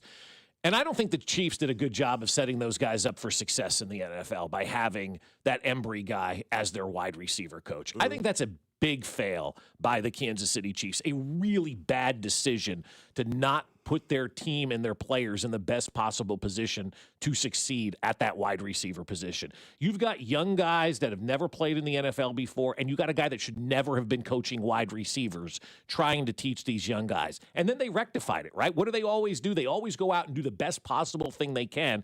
And they added this Chatty O'Shea guy. And you would have thought they added, you know, the Pope to their coaching staff based on the way that Gronk and Edelman and all these guys are talking about Chatty O'Shea. So they went out there and they took a position that was not coached properly, and they went out and they, quite frankly, guys, maybe have hired the best possible guy they could have at that wide receiver spot. So I want to give these wide receivers a mulligan and say, look, part of the reason why they probably didn't play that good, because they didn't have the right direction. They didn't have the right teachers. They didn't have the right coaches putting them in the best possible positions to be successful. Now they got a real wide receiver coach. Now I expect these wide receivers to do good. Yeah, I think my one quoted word, I know we're getting ready to do one word with Mac Morey here in about 2 minutes, accountability. Yeah. I mean, I think that's the number one buzzword we heard with Bieniemy. Obviously, if you don't get your way, you've sometimes got to like find the positives in that, right? If you want to have a trip with somebody, like let's say you want to go 2 different ways on a trip, and somebody's like, I think we should take 70, and somebody goes, no, I think we should take 50 to Warrensburg. And it's like, well, all right, we'll take 50. What can we do a positive this? Well, at least it'll be a smoother ride or whatever you want to say it will be. I think with Eric Bieniemy, maybe not have been my first, second, third, fourth, fifth, sixth, seventh, eighth, ninth, 10th option at a higher, but when it's not in my control, then I've got to figure out, okay, what is the positive of this? And we heard Travis Kelce say the accountability. We heard Patrick Mahomes say it over and over and over again, accountability. And I think one thing that this team lacked last year was the fact that they did not have accountability. Yep. Right? It's okay to say this, but they were spoiled in a great way, like a good way to be spoiled, right? That draft class that Veach had in 22, none of them knew anything other than winning Super Bowls or going to the Super Bowl. Right. 3 years in the league, 3 Super Bowl appearances, 2 wins. And you kind of spoil yourself. You're used to winning. And there's a band that I love. I think they're called the Big Pink. They sing a song called Dominoes. And they have a quote in that song that says, the hardest love has the coldest end. And the reason with that is that you are in love with this team. And when you see a 6-11, it has a very cold feeling. Like you're all in. It's every year you've been in the AFC Championship. You've never seen Mahomes lose. You've never seen Mahomes get hurt. You've never thought of Travis Kelce hanging it up. You've never seen Andy Reid get questioned like this. You've never seen Brett Veach kind of take the heat that maybe he's getting. You've never seen a lot of this. And so it's a very cold end to this season. And you can go all the way back to Juwan Taylor constantly jumping. people not being able to hit the holes in the running game, wide receivers not being able to be open when they're supposed to be, dropping balls, giving up yards on defense on 3rd and 15. Accountability. Who's going to get in there and tell these guys, yeah, you're great. I understand that you've been to 3 Super Bowls. I understand that you've won 2, but damn it, you're not doing your effing job right now, and it sucks. And I think that's what Bieniemy will bring into this team, and also some sort of leadership where you said the receivers get a mulligan. I'd like to see them bring in somebody that can actually run the damn ball for positive yardage and use that, and give the running backs area a mulligan, because it will be a completely different, group back there. Right. I don't think we'll see a Kareem Hunt. I don't think we'll see an Isaiah Pacheco. I think we will see a Bashard Smith, but we will also see fill in the blank of your wish list, whether it is Kenny Walker, which I don't think will be. I think he'll get whatever he wants from Seattle because of what he's done this year, plus with Charbonnet with a torn ACL, probably missing most of next year, if not all of it, because he got hurt in the divisional round. But I think accountability is where this team can really see things work, and somebody that can get in there and be like, hey, I understand your resume. It's great. You're a great. Even Creed needs to get his ass chewed out sometimes. I agree. He's the best center in the game. Yeah, hey, snap it better. Yeah, right. Because his snaps something like are, that. But also too. Let's think about this. What if we see Royals, we see Worthy, we see Rice, and we see Bashard Smith take that next step next year and be really good offensive weapons? Then we have to look back and go, all these people criticizing Brett Veach really should have been criticizing Andy Reid for not putting the proper coaches in place to get the most out of these guys, because coaching does matter in the NFL. Little things do matter. And having people that are competent as position coaches matters in the NFL. The Chiefs did not have that at wide receiver or running back the last couple of years. And so now they've changed over those positions. Let's see what these coaches can do, because if we're sitting here next year and all those guys are doing great things, we're going, yeah, Brett Veach did draft the right guys. Andy Reid had the wrong coaches in place to get these guys to realize their talent at the NFL level. One word. First name is blank, and he goes on a cruise. He goes on a Caribbean cruise. Katie Holmes. No. Ah! Are you listening? What's your least favorite thing about working with yourself? Body odor. You get one word. On the count of 3, name your favorite dinosaur. 1, 2, 3. Velociraptor. This is one word on Fescoe and Dusty. 1, 2, 3. Oatmeal raisin. And my one word on that would be O-line. People need to stop worrying about it. It's going to be great. Top 5 O-line next year. Book it. Text line. Have we really fixed our offensive line, though? Yes. Andy Heck is still the offensive line coach. Can't throw the ball with an O-line that can't block. From the same guys. They're going to be Cags will hit. No. Kind of. By the way, 6 sunrise happening right now. Dude, really? I saw you look out there, so I did Well, somebody too. in the text line said, but did you check out the sunrise? You can walk around and check it out. It's pretty cool. All right. It looks pretty badass. Yes. Let's start with the Dolphins. This Not is their Scotty Scheffler? This is their owner. They hired. Well, never heard of him. He can't. Well, it's kind of a bit because he can't remember it either. Enthusiasm, the knowledge, the background.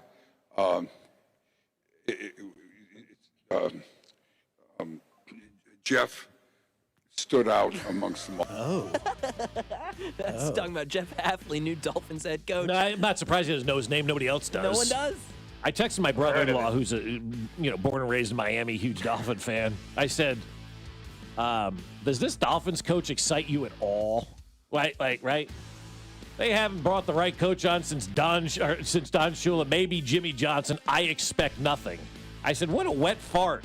He says the local beat reporters say he was impressive, but they should have just kept McDaniel a year. They're going to be awful next season. They're in salary cap hell. Why bring a new coach into this? It's a great question. Like, why do that to this guy whose name you don't even know? So he's basically Kim Anderson. Kind of. I feel that way, yeah. So, my one word on that is bad. The owner doesn't know the name of the coach he hired. If you're going to sell this guy to your fans, at least know the guy's name.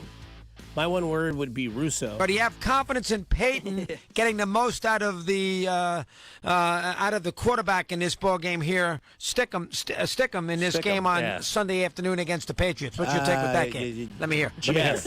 Yeah. Jeff. I mean, that owner,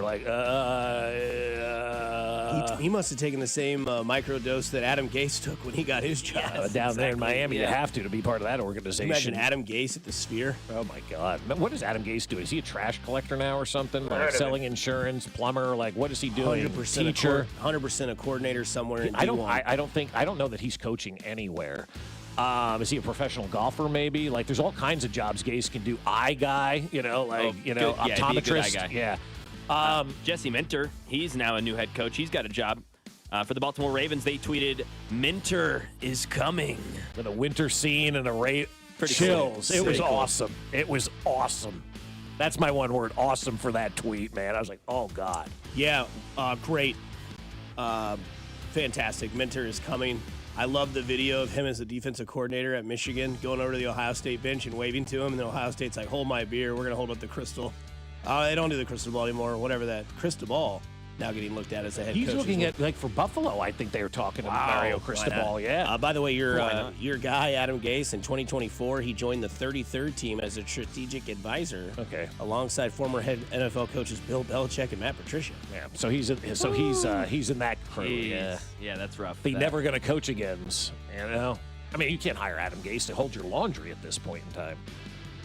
Kyle Van Noy was on Pat McAfee yesterday. It's some really interesting audio that I want you guys to hear. He talked about X's and O's coaches versus a CEO coach and what players of this generation want. Yeah, this is a great conversation. I want you to think about for a sec, how many leader of men coaches are there in the NFL?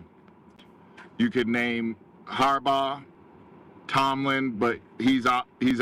Vrabel. Who else? MCDC. Exactly. My point is that this young generation, they enjoy X's and O coaches. They want to know where they can have success, see success. They want you to put them in positions. They want you to teach them, okay, I see you in this spot, and then go out on a walkthrough, do it, and then see it in a game. They respond really good to that from my point of view of being around X's and O's guys. That's what this league is turning into. You look at the teams that had success in the playoffs. Liam Cohen, X's and O's offensive coordinator. Ben Johnson, X's and O's. Shanahan, X's and O's. Mike Mack, X's and O's. I think Ben Johnson's a leader of men. I mean, that guy's a leader. I would follow Ben Johnson. You know, I don't know what his X's and O's are, but I do know he is a leader of men. Yeah, he's both. Yeah. I think it depends on who you talk to and what they want. There are personality tests out there that the NFL gives their players to take, right? And I had an experience with one of these this week, actually, and seeing one of these personality tests for some NFL players. And every NFL player, just like every human being, is different. One NFL player may want the X's and O's. One NFL player want to have a leader of men. One NFL player may be good because he's told what to do. Another may be good because he's the leader. And if you try to take a person who's told what to do that's really good and try to make him a leader, that's not the right position to put that player in. And so I think it really ultimately comes down to each individual player. And so the one word that I will use on that is, I'm going to say a bias, because maybe he's a guy that wants X's and O's. I know if I'm playing and for my life, I want a leader. I want somebody that I can follow, that I know is a leader of men that's going to lead me in the right direction and motivate me. And all those leaders of men, like Andy Reid's a leader of men. I don't care what people say. He is an X's and O's guy, but that guy's a leader as well. He is a CEO. He is an unbelievable leader. So you can have a combination of both, but I don't think you blanket statement it and say everybody wants this or everybody wants that, which we all, including myself, tend to do. I would say my one word would be factual. I know that we used to call Kyle Van Noy Karen Van Noy, but he's actually pretty good with his insight on the game and like what he has to say about it. Sounded good there. Yeah, he does a lot on FS1, on whatever the Coward. No, it's the Nick Wright. First things first. He does a lot of stuff with him because him and Brew have a good relationship. Is he still playing? Van Noy? Noy? So. Oh, yeah. Okay, that's what I thought, Yeah, because he gives Brew a lot of credit for being a Ravens, apologist and survivor. True, but no, it's good to hear people say that, because I think it is both, and I think it depends on your situation. Like, you can be a great leader of men, but do you have the credibility to do so? And Ben Johnson earned that this year. Yeah, he did. Like, Mike McDaniel's great X's and O's guy. He didn't lead anybody anywhere, And I'm sure there's great leaders. Like, you can say Mike Tomlin all you want. That guy's a leader. And because of his leadership, they're able to overcome every loser quarterback that the organization has given them and still find a way to make it into the playoffs and have winning seasons. That's what a leader of men does. Andy Reid and Patrick Mahomes, leading this team in the 11-6 season to a Super Bowl. You got to have leaders of men up there, man. Dan Orlovsky or college football ratings? College football ratings. 2026 national championship. It did deliver over 30 million viewers. It peaked at 33.2. One word. Perfect. Love it. Love the fact that the new era of college football is getting attention and people are watching. It's exactly what we wanted. A true minor league sport disguised as your university. And quite honestly, man, I'm back in college football where I wasn't for a long time. This new era has brought people back to the table, and it's good. Yeah, trending in the right direction. I mean, everyone said, oh, it's Indiana, Miami. Like, why do we care? Well, a lot of millions of people said that they do care because a lot of people watch that game. And I think that number will just get more and more, towards the, 35, 40. As we continue on with this style of college football, yeah, man. absolutely. Like, this was an odd year in college football. Like, it's an odd year in the NFL because the national championship game was Miami versus Indiana. And you're like, this is odd. Indiana? Mm-hmm. And then imagine if that's, like, in the next couple of years, like a big powerhouse, like, let's say it's Ohio State and, another team like Indiana that surprises people, or it's a big team like Miami, again, like against another team like that. So, well done, college football. Yep. So if those of you that say that nobody watches college football, lies. Lies. Hey, this is a quick ranking, real quick before we go to break. They have the best number one booths in the NFL. You want to know how they have them ranked on ML Football, 1 through 5? Sure. Okay, number 1, Tirico and Collinsworth. Number 2, Buck and Aikman. Number 3, Kevin Burkhardt and Tom Brady. Number 4, Nance and Romo. And number 5, Max Guy, Al Michaels, and Kirk Herbstreit. Sounds good to me. Yeah. Oh, they're just ranking the number one booths. Yeah, the number one's booths. I would have Aikman and Buck as the number one. They're really good. They just continue to get better. Yeah, I'm fine with that. The 4 and 5 are locks. Yeah. Romo's 4, and then Al Michaels 5. Yep, that's a lock. I think also, too, with... There's a big play in the Bears. Who did you say was number 3? That would be... Burkhardt and Tom Brady. Yeah, I don't know much about Burkhardt, but Brady has got better. He's carrying that booth right now. Burkhardt, I think, does a good job of just get out of the way and let Tom do his thing. But the problem with that list is, though, the legends are gone. Tirico's not a legend. Nance isn't a legend. Al Michaels is the only legend, if you will. Jim Nance is okay. Not for me, he's not. It's just not. That's fine, it's not like I don't hear Jim Nance and think big moment. I hear Al Michaels, I think big game. Jim Nance is a very good broadcaster. It's not my cup of tea. Al Michaels, you hear, it's like, oh, that's a big moment. That's a big game because he's such a big announcer. I don't know that we have those guys. Once Al Michaels is gone, the legends of broadcasting, man, are gone. Coming up on the other side, we get to our guy because it's weather season, it's beer season. What is Jay Binkley doing during this winter storm? We'll find out next on 96.5 The Fan, your home for Kansas City Sports. Just juice all over the place.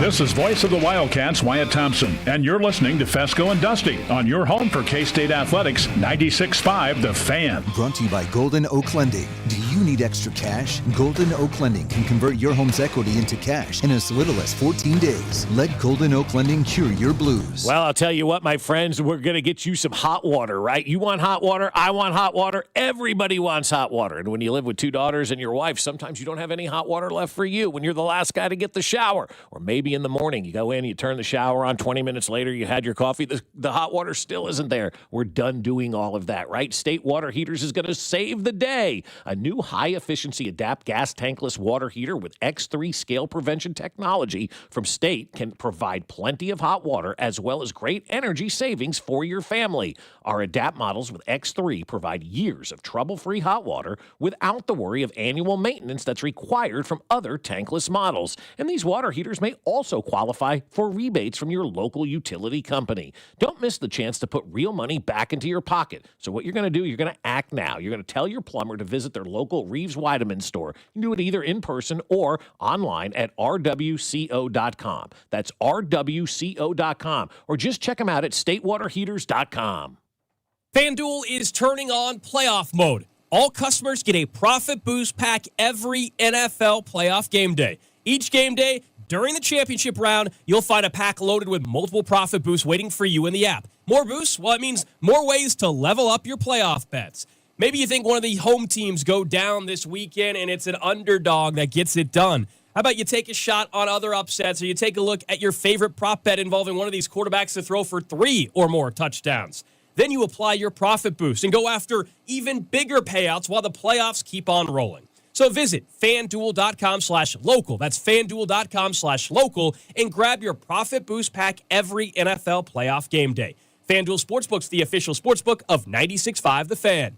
21 in President, Missouri. Opt-in required. Bonus issued as non-withdrawable profit boost tokens. Restrictions apply, including any token expiration and max wager amount. See terms at sportsbook.fanduel.com. Gambling problem? Call 1-800-GAMBLER. At Uline, they know firsthand the road to success is an uphill climb. Uline started in the family basement, and through hard work is now North America's most trusted shipping and industrial supplier. They get what it means to have the support of reliable, hardworking partners. So they keep 41,000 items ready to ship. Whether your company is still in a basement office or expanding cross-country, Uline will be there on your road to success. Visit uline.com. Jake from State Farm. I just beat my run in PR, so I'm celebrating with the Banana Bonanza smoothie. Hey, and you can keep celebrating when you create an affordable price just for you by bundling your home and auto with the State Farm Personal Price Plan. Go bananas. I will. Hey, make it a large. Bundling, just another way to save with the Personal Price Plan. Like a good neighbor, State Farm is there. Prices are based on rating plans that vary by state. Coverage options are selected by the customer. Availability, amount of discounts and savings, and eligibility vary by state. The new era of UFC on Paramount Plus comes out swinging. Highlight machine Justin Gaethje collides with Paddy the Baddy Pimblett in a must-see high-octane main event. Plus, Sean Sugar O'Malley faces off against Song Yadong in a stand-up war filled with high-level striking. Pay-per-view just got knocked out. Stream UFC 324 live on January 24th, only on Paramount Plus. Visit ParamountPlus.com/UFC to get started. What is it that makes the all-new Hyundai Palisade Hybrid an incredible SUV?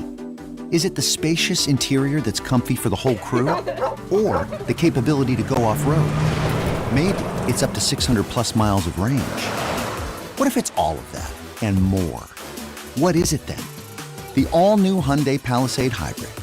So much more than just another SUV. Visit HyundaiUSA.com or call 562-314-4603 for more details. Need to sell your house in Kansas City but not sure where to start? Selling a home can feel overwhelming, especially if you're facing foreclosure, a divorce, an inherited property you don't want, or just need to move quickly. But you don't have to figure it out alone. Rex Buys KC is here to help. As a local home buyer, I understand the Kansas City market inside and out. My family and I live right here, so I know the neighborhoods, the trends, and the challenges homeowners face. That's why I take a consultative approach, helping you explore your options and find the best path forward. We buy houses in any condition, no need for repairs, no agent commissions, and no hidden fees. You'll receive a fair cash offer with a closing timeline that works for you. Whether that's in as little as 7 days or at your own pace, just a simple, hassle-free process designed around your needs. If you're ready to talk through your options, call me today at 816-330-6000 or visit rexbuyskc.com. Let's find the right solution for you. Rex Buys KC. Local, fair, and focused on you. Here's your traffic report on 96.5 The Fan. Missouri side, 71 northbound is off again on again slow past 87th. Stays that way up to Gregory. Heading on the Kansas side, 635 southbound filling in, approaching I-35, and 70 eastbound slows at the split with 670 with ongoing construction. Alan Carr, 96.5 The Fan, traffic.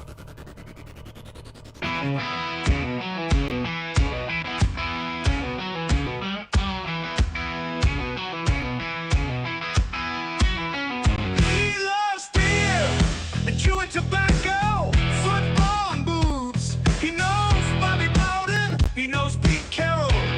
He likes the 3-4 defense. He's Jay Bigley.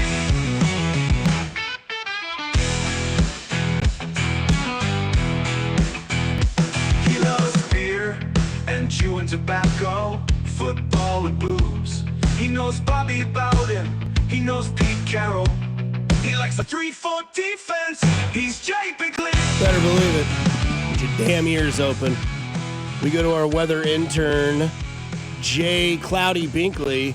Yeah. Jay, you had a take on Twitter that we have to address. You said baseball managers should be on TV to describe the weather and that Ned Yost would be your leader in the clubhouse. Explain. I think so. I mean, baseball managers are so detailed in the weather. I've never met anybody, like Ned. He had that, that whole farm instincts and everything else, but he didn't waste time. And, if he had a starting pitcher, he had to wonder how many innings he thinks he could get out of him. You know, consulting with the grounds crew. Heck, Ned was even on that frozen pipe. It was all over that in the outfield at the time. Dude just knew weather. He loved talking weather and knew about it. And they're always right. Like, these weathermen always guess, and it's always what the other station is saying, and, you know, they make their predictions. Ned wasn't in the prediction game. He was into being right. Yeah, who's more accurate, sports prognosticators or weather prognosticators? Or mock drafters? That's a good one. Honestly, I think it's kind of mixed. You know, it's like who's the Dan Orlovsky of the weather world? You know, that's the question. Jim Cantore. If you had Jim Cantore, who's more accurate, him or Dan Orlovsky? I'd probably have to give it to Cantore. Okay. Who would you trust running your franchise, a meteorologist or Brandon Beane?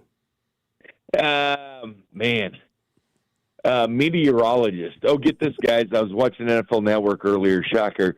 But Jeff Hafley, the new coach of the Miami Dolphins, look out for this team. They asked him what he's looking for in a quarterback, and he said winner. I know. No, he didn't. Oh, my God. No, he didn't. Well, yes, he did. Well, when I look at the Weather Channel, I see winter. Yeah. So guys, I tell you what, it's already a drinking game for the people in Kansas City today, because the weather is so perfect. Watching the weather and the news forecast of what they're doing. If this was over or under, like let's say 4.5, I'd take the under, because I think you're going to wake up in the morning and go, it's not much snow. Then there's supposed to be the second wave coming tomorrow night or whatever. I'd still take the under. Will it snow? Yeah, here's the one thing. They're always wrong with the snow totals. The one thing they're always right about, though, is the cold. Yeah. Like, that's one thing they don't miss. They miss the snow totals all the time. But I would take the under. I think we'll get snow, of course, but I don't think it's going to be as much as they want. But you guys ever play snow bingo? No. Take a free space test, man. Do this and watch the news tonight, because there's always just those 4 things. And they did them this morning. It was perfect. Hardware store, you got to get the reporter at the hardware store. Right. And they're going to be standing out there with that plastic shovel and then ice melt, and then a quick little interview with the store manager. And then they'll have the other reporter at the grocery store in like the bread aisle, nothing's there, and they'll do 2 quick interviews. Customer, what are you buying for the storm? And the other one's like a store manager. And then you have a shot at MoDOT or KDOT when they're showing the salt and what salt they're going to use to treat the roads. And then number 4 is the expert that says, you need to charge your cell phones. You need batteries. You need all this. So, yeah, they hit them all this morning. I mean, all. Today would be the easiest day in the world to produce a newscast, because it's those 4 items. And if it was earlier in the week, they would have a 5th segment, which would be going to a school district and asking what they're thinking for the incoming storm. But I think, fellas, it's going to be cold as hell. No question about that. I don't think the snow is going to be, 3-4 inches, something like that. But I don't think people are going to be out there going, oh, my God, there's too much snow in this town. But the cold, yes. No, I'd be satisfied with 3 to 4 inches. That'd be fine. Yeah. I think that's probably what it'll be. They just, Well, what would Ned say? What would Ned say? I'd bet Ned would be about 3 or 4 inches. Well, what did Ned say when you were taking a piss? He said, damn it, Bingley. That's right. I'll give you one more. On the news, you'll see an interview with a highway patrolman. And then that's true. That's definitely on there for sure. Yeah. And then also you will get the video of people shoveling their driveway when there's still more snow to come. Right, and telling people to be careful shoveling because you could have a heart attack. That's true. The health experts, sometimes you'll get that, because they'll tell you to make sure you wear your coat and don't stand in freezing cold temperatures, because you could get frostbite and the temperature it might develop. But and don't eat yellow snow. That's exactly right. Snow. Yeah. So Bingley, normal people, unlike you and I, when they go to the store, they get the milk, the bread, and the fabric softener. Right. Good pull by you. Thank you. The milk and the bread and the fabric softener. Give that shout out to Emily as well. She had it last night first. But I will say this. What is the beer of choice? What is the food of choice? And then did you buy anything that's not food or liquid? No. I went straight to the liquor department. That's the funny thing. You see these empty shelves. Go to the liquor department because that's where the story is. All these news, you spend so much time showing the store. People are buying liquor. That's what they're doing for this weekend. They're more worried about that than which soup they're going to have. And that's the right thing. I went to Coors Light a lot, Dust Man. Coors Light. I still had a few extra winter grinds from Christmas and New Year's and stuff like that. But it's going to be a lot of Coors Light, I think. What's the food of choice? Frozen za? Yeah, there'll be some pizzas. There'll be nachos, too. I love nachos. They're just good and everything. It's a great football snack, too. It really goes is. well with football. Yeah, great with football. I mean, if you look up the definition of what a guy, your picture's right next to it. Yeah, it's got a little cheese, chips, get some jalapenos, onions, some ground beef. Yeah, it's ready. Get some Rotel mix. Oh, God. Got everything. But that's going to be heavily nachos. So what's your final prediction for the Storm? I'm going to go right under 4. Okay. Right under 4 inches. Right under 4. All right, we'll see if you're right. But I got quite 4, just right under 4, like most of the Metro, right under 4 or something like that. I could be dead wrong, of course, but, if I was going to say, I don't think we're going to be one of those deals where you wake up and go, where's all the snow? And then, of course, there's supposed to be a second wave tomorrow night. But heck, guys, you have to think.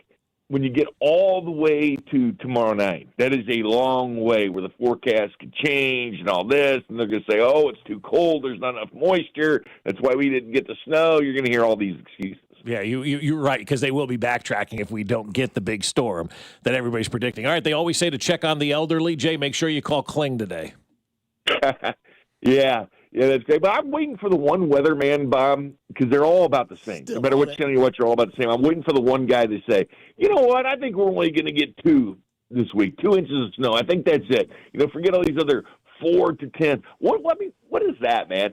4 to 10. That is a huge skill. If I was a weatherman, I'd say, give me a half to 10, because you're not going to be wrong. You're probably going to be right. But 4 to 10, I mean, that is a huge window. Mm-hmm. No doubt about it. It's hard to be wrong or right. Well, I hope you grind this winter with your winter grind, Binkley. Thanks, Dust, man. Thanks, Bob. Thanks, Mac. You got it, Jay. Be safe. Jay. That's Jay Binkley. Call Kling. He's waiting for your call. There's only 2 things that piss Jay Binkley off: drafting Josh Simmons with your first pick of the first round, and weathermen and meteorologists, I should say, weathermen and weatherwomen. Oh my God, there's too much snow. That's right. Don't forget, we will be joined by Brian Busby, an actual meteorologist, at 9 o'clock. So we'll have some actual people in the field to talk about that. Yeah, no doubt. Coming up next, we get into our playoff predictions because it is championship weekend, a.k.a. the greatest weekend in football ever. Coming up next on 96.5 The Fan, your home for Kansas City Sports. It's going to be cold as hell. You're listening to Bob Fescoe. I'm surprised nobody punched him in the jaw yet. And Dusty Likens. He's a hoe, and I want that known. Brought to you by Golden Oak Lending. Do you need extra cash? Golden Oak Lending can convert your home's equity into cash in as little as 14 days. Let Golden Oak Lending cure your blues. Your home for Kansas City sports. 96.5 The Fan.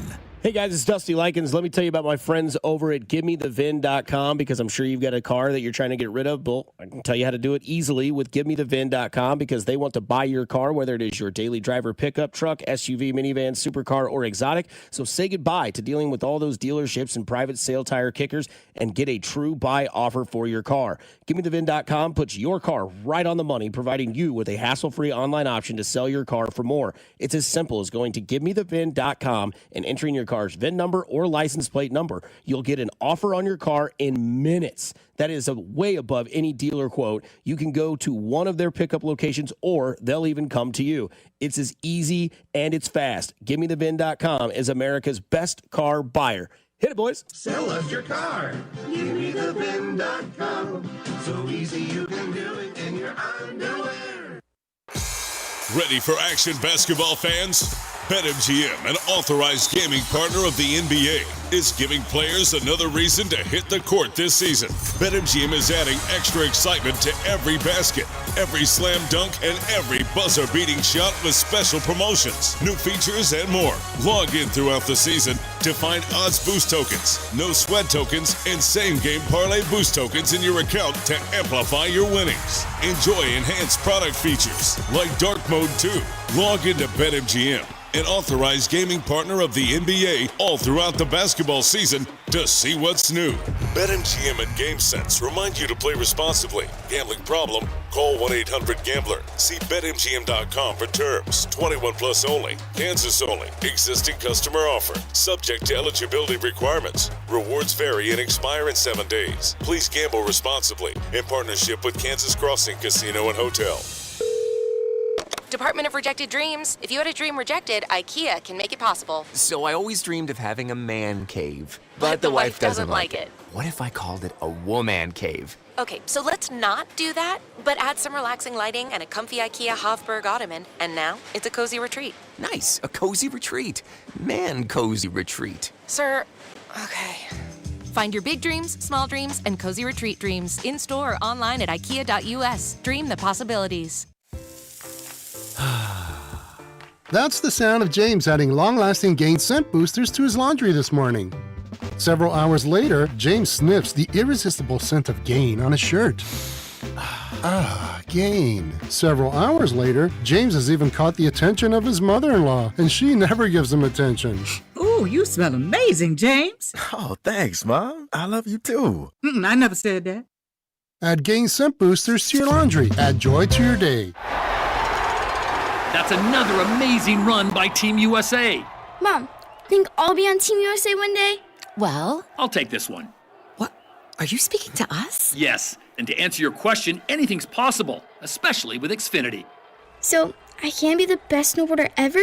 Well, I can't guarantee that, but Xfinity can guarantee that your internet price won't change for 5 years. Okay. What if I practice every day? Then maybe you'll be snowboarding for Team USA at the next Olympic Winter Games. And Mom, you'll still be paying the same price for Wi-Fi. Ooh, really stuck the landing there. It's the Xfinity Gold Medal Celebration. Now through February 22nd, get our best price on gig Wi-Fi for 5 years guaranteed, just $50 a month. Plus, get Peacock Premium included for 2 years. That's a $10.99 value per month. Xfinity. Imagine that. Proud partner of Team USA. Restrictions apply. Requires paperless billing and auto pay with stored bank account. Taxes and fees extra. Actual speeds vary. This hour is brought to you by State Water Heater and Reeves Weideman online at rwco.com. Need a water heater? State Water Heaters has the solution. The Adapt Gas Tankless Water Heater with X3 scale prevention delivers efficient, on-demand hot water with no annual maintenance and may qualify for money-saving utility rebates. Ask your plumber for State at Reeves Weideman. Visit rwco.com or statewaterheaters.com.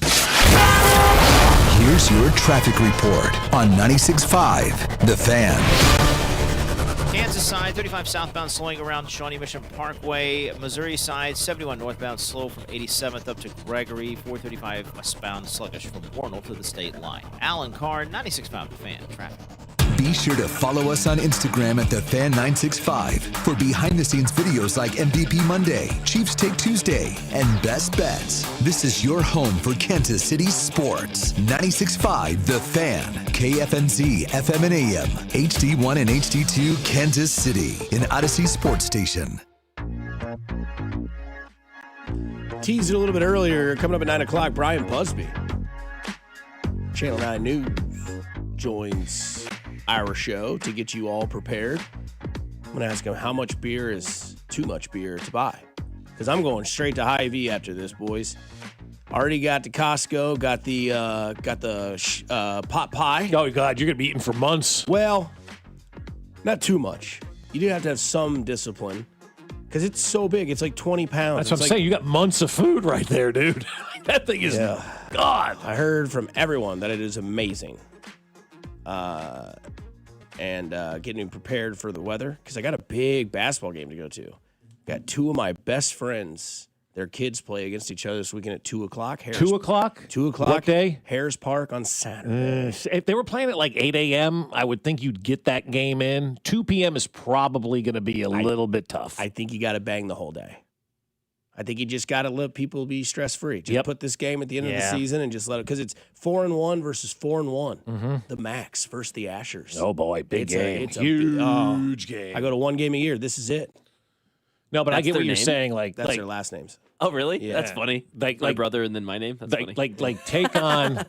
Take the stress out of all the parents' hands right now. If you're one of these sports leagues this weekend, go ahead and just cancel everything for the weekend. Stop worrying about your damn bottom line and the money, because that's what you're worried about. All these sports leagues that are ripping off the parents anyway. Stop worrying about your bottom line and cancel the games and take the anxiety away from the parents, so we can all make these plans and not have to get up in the morning and think whether or not you got to take your kids somewhere to go play a basketball game. Whether or not? Yeah, whether or not. Does it smell like natural gas in here all Something's of a sudden? going on. Right? Like this. And I haven't farted. And no, I mean, it smells like natural gas in here. We may be dead in 10 minutes. I don't know what that is. Not a good smell right now. So I'm They say being on the serious. news that when you smell this, you need to, I don't know. I'm being serious. Like, it Do you think we'll smells get like high? natural gas in here. I think we may be dead. I'm starting to get a little lightheaded. Hey, man. Yeah. I mean, we dude. can't guarantee what's going to come out of our mouths now with this natural gas leak that's going on. And I'm being serious about that, Spectre. that's like, not there's good. a natural All right, gas I'm gonna leak go in see this what's going studio. I feel like that right one now. guy that one video is like, oh my God. Does anybody know how to fix a natural gas leak? And can you come to 7000 Squibb Road and help us out? Because Dusty and I want to see the snowstorm. We don't want to be dead. Spec's not even here. So. No, of course not. It's Tell the Cody weather. to get on it. Yes, Cody may know how to fix this. Cody's Yeah. here. He's He just got he's here. smarter Go than get we him. are. Yeah. I mean, maybe he recognizes the smell. Yeah, because like you smell what I'm smelling, right? You smell what the rock's cooking? Yeah, no, I smell what the gas is leaking, though. How did Bob and Dusty die? They were on the air, and all of a sudden it went quiet, and natural gas seeped in, and Putting a name to dead air to a whole nother, whole other category. Woo, starting to get a little woozy, man. Ooh, baby, like I'm starting to get a little lightheaded. I'm not gonna lie. I mean, I gotta get the hell, open that door. Feel a little woozy in here. They're gonna be a little slower today. Somebody says, did Dusty get into the Surfsides last night? No, it's natural gas in the office. A lot of troubles right now.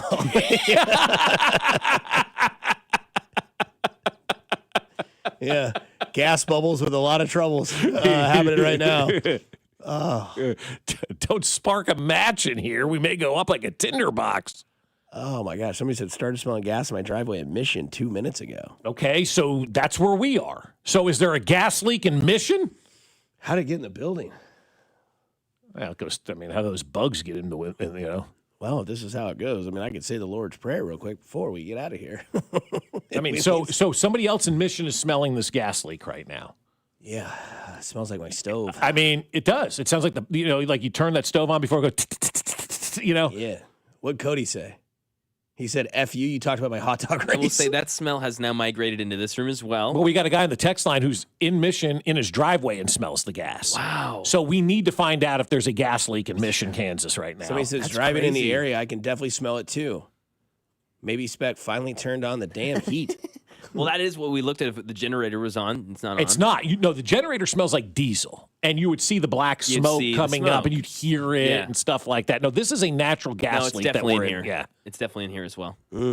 No, I agree with you guys, though. Bag the day on Saturday. I just had to text my friends who are having their kid's birthday party on Saturday night. It's like, I think we're going to bag. And I'm Spider-Man, and I don't think Spider-Man's going to be there. Yeah, that's not cool for you to do. No, that. you need to attack that immediately. Yeah, but just do it. Make it easy for It did, everybody. yeah, I Take the texted him. stress away from the parents. Everybody knows it's going to be a mess this weekend, and I'm sure a lot of people would not show up anyway. So stop worrying about your bottom line and go out there and just cancel these events and schedule them some other time. It's okay. Somebody says, call a fire department person and make a segment out of it.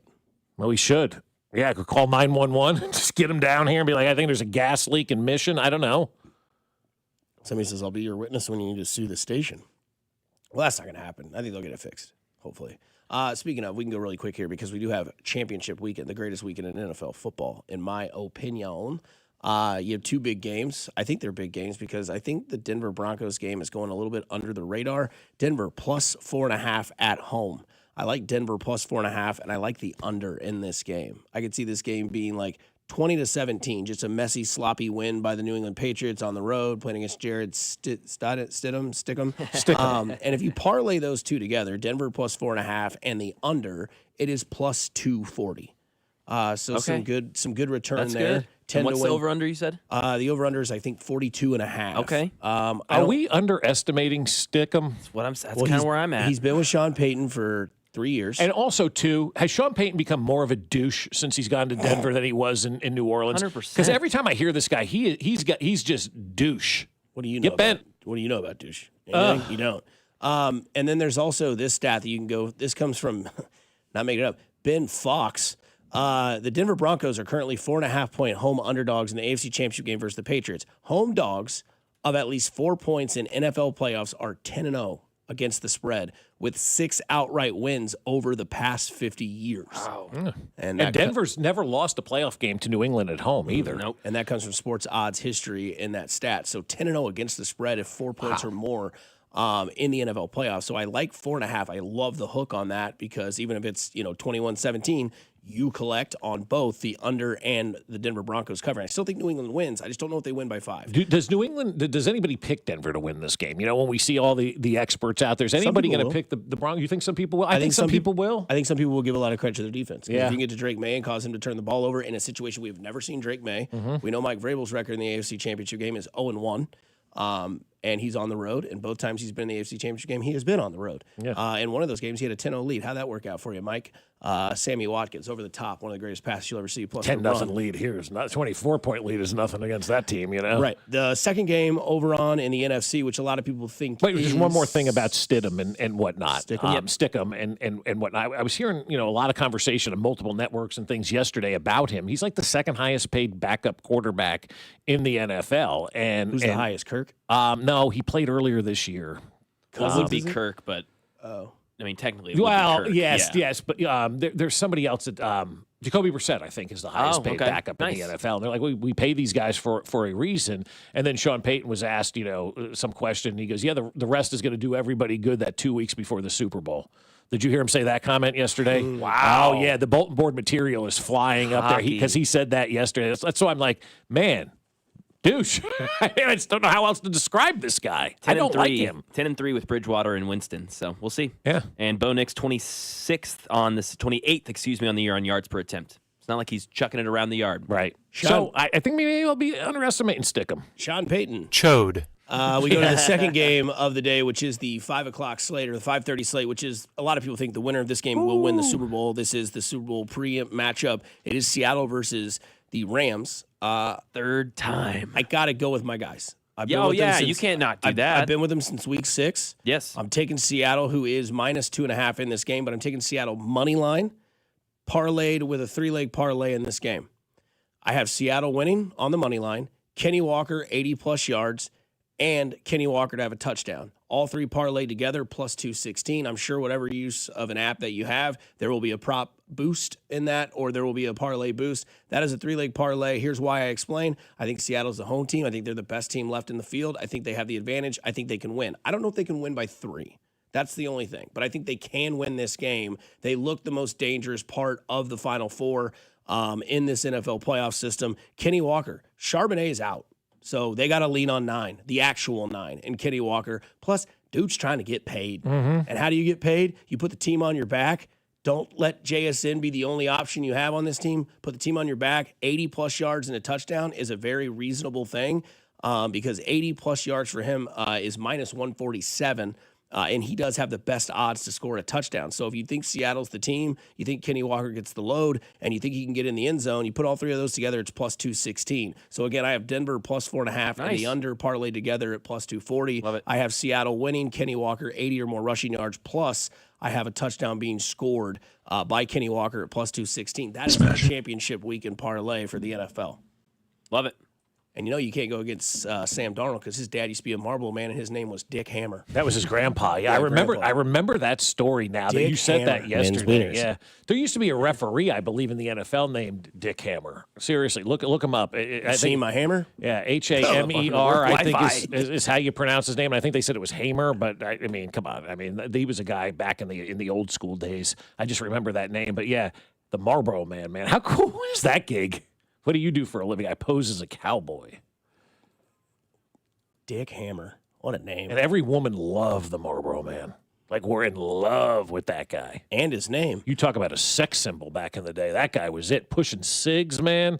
That guy was riding a horse with a cowboy hat on, and every woman was going crazy for the Marlboro Man. We'll talk a little bit more on the other side about the Seattle and Rams matchup plus Denver, New England. We'll get back into what J.J. Piccolo had to say to Vern on Vern's Hot Stove last night as the Royals move forward towards their 2026 season. Here on 96.5 The Fan, your home for the Kansas City Royals. You're listening to Fescoe and Dusty, brought to you by Golden Oak Lending. Do you need extra cash? Golden Oak Lending can convert your home's equity into cash in as little as 14 days. Let Golden Oak Lending cure your blues. Your home for Kansas City sports. 96.5 The Fan. Well, I'll tell you what, the cold weather's here, and you want that hot water, and you want that hot water immediately. What if you're like me and you have 2 daughters and your wife living in the house with you? By the time you get to the shower, there's no hot water left. Or you're like me as well. You get up in the morning, right? You're up there at 4 o'clock. You turn that shower on. 20 minutes later, you're like, oh, my gosh, is it ever going to warm up? Are we ever going to get hot water? Well, if you're going through all of that at your house, then you need a State water heater because they are awesome, and they're high efficiency as well. Their Adapt Gas tankless water heater with X3 scale prevention technology from State can provide plenty of hot water as well as great energy savings for your family. Our Adapt models with X3 provide years of trouble-free hot water without the worry of annual maintenance that's required from other tankless models. And these water heaters may also qualify for rebates from your local utility company. So don't miss out on the chance to put real money back into your pocket. Here's what you're going to do. You're going to tell your plumber to go visit the local Reeves Weideman store, either in person or online at rwco.com. Or just check them out at statewaterheaters.com. Every morning, we rise and shine, make breakfast, and brush away the night's rest. These routines help us start the day off right. Nature-Made vitamins are a simple step in that daily care regimen. Multivitamins with daily essentials, clinically studied probiotics for gut health support, magnesium to help relax the body. Nature-Made is made to care for you every day. These statements have not been evaluated by the Food and Drug Administration. These products are not intended to diagnose, treat, cure, or prevent any disease. It's impossible to have a bad day when you started with Chick-fil-A. Hi, I'm Miles. And this is Grant. And the little thing we love about the Chick-fil-A chicken biscuit is how the fluffy, crispy goodness wakes us up in the morning. The chicken is crispy, the biscuit is soft, it's iconic. Throw some jelly on it, you can throw some honey on it. It helps me kick off the day. The hash browns are great. And I really like the shape of them too. Little circles of crispy goodness. Yeah, those early morning chicken biscuits are just great, man. Mornings are a little bit brighter with the Chick-fil-A Chicken Biscuit and Simply Orange Juice. Available on the Chick-fil-A app. Real guests paid for their testimonials. What if sports were traded like markets? Now you can test your sports IQ in real time with Robinhood Prediction Markets. It's not you against the house. It's you participating in a live market. You can buy or sell your positions all game long. You know the game. Put it to use. Trade every play with Robinhood. Download the app today. Futures and cleared swaps trading involves significant risk and is not appropriate for everyone. Event contracts are offered by Robinhood Derivatives LLC, a registered futures commission merchant and swap firm. Empower. Pete's back on the links with all new golf clubs and hopefully less swearing. Bang! Sliced it. He worked with Empower to help him get good at money so he can be a little bad. Heads up! Oof. Talent sold separately. Guy said these were slice proof. At least he has money for lessons. Invest well, live a little. Start today at empower.com. You're listening to 96.5 The Fan from the DM Injury Law Studios. Mike's got this. Car, truck, or motorcycle wreck? Remember, Mike's got this. 816-888-7500. Mike's got this. Here's your traffic report on 96.5 The Fan. 29 southbound, heavy into downtown right now. You hit delays around the Paseo, off again, on again, heavy. Down onto 71 southbound around 9th Street with a stall blocking the right lane. 70 eastbound ramp to go southbound 71, also quite heavy. Alan Carr, 96.5 The Fan, traffic. Oh, Rob Maloney. He's ball at the bar with the silver medal. Yeah, he always comes up short. And the sand trap's got fried mushrooms. And wings and pizza. His favorite emoji is flex. Rob Maloney. He might be bald, but he also might be hard right now. I love this song. I know that I'm hard. You're biased. So you wanna battle the insiders?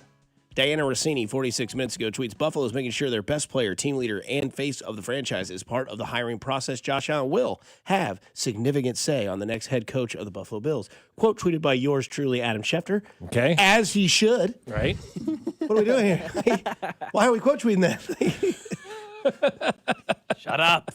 As he should. Thanks, Adam. Cool. Oh, Adam added that Adam in. Schefter. Oh, I thought you meant he quote tweeted. You were saying as he should. Just quote tweet it because Adam Schefter never just that's what the quote retweets tweet. anything. No, that's the quote tweet. As he should, period. As he should. God. Make sure you add that. Just shut up, man. Hey, I'm over here. Look at me, a winter storm.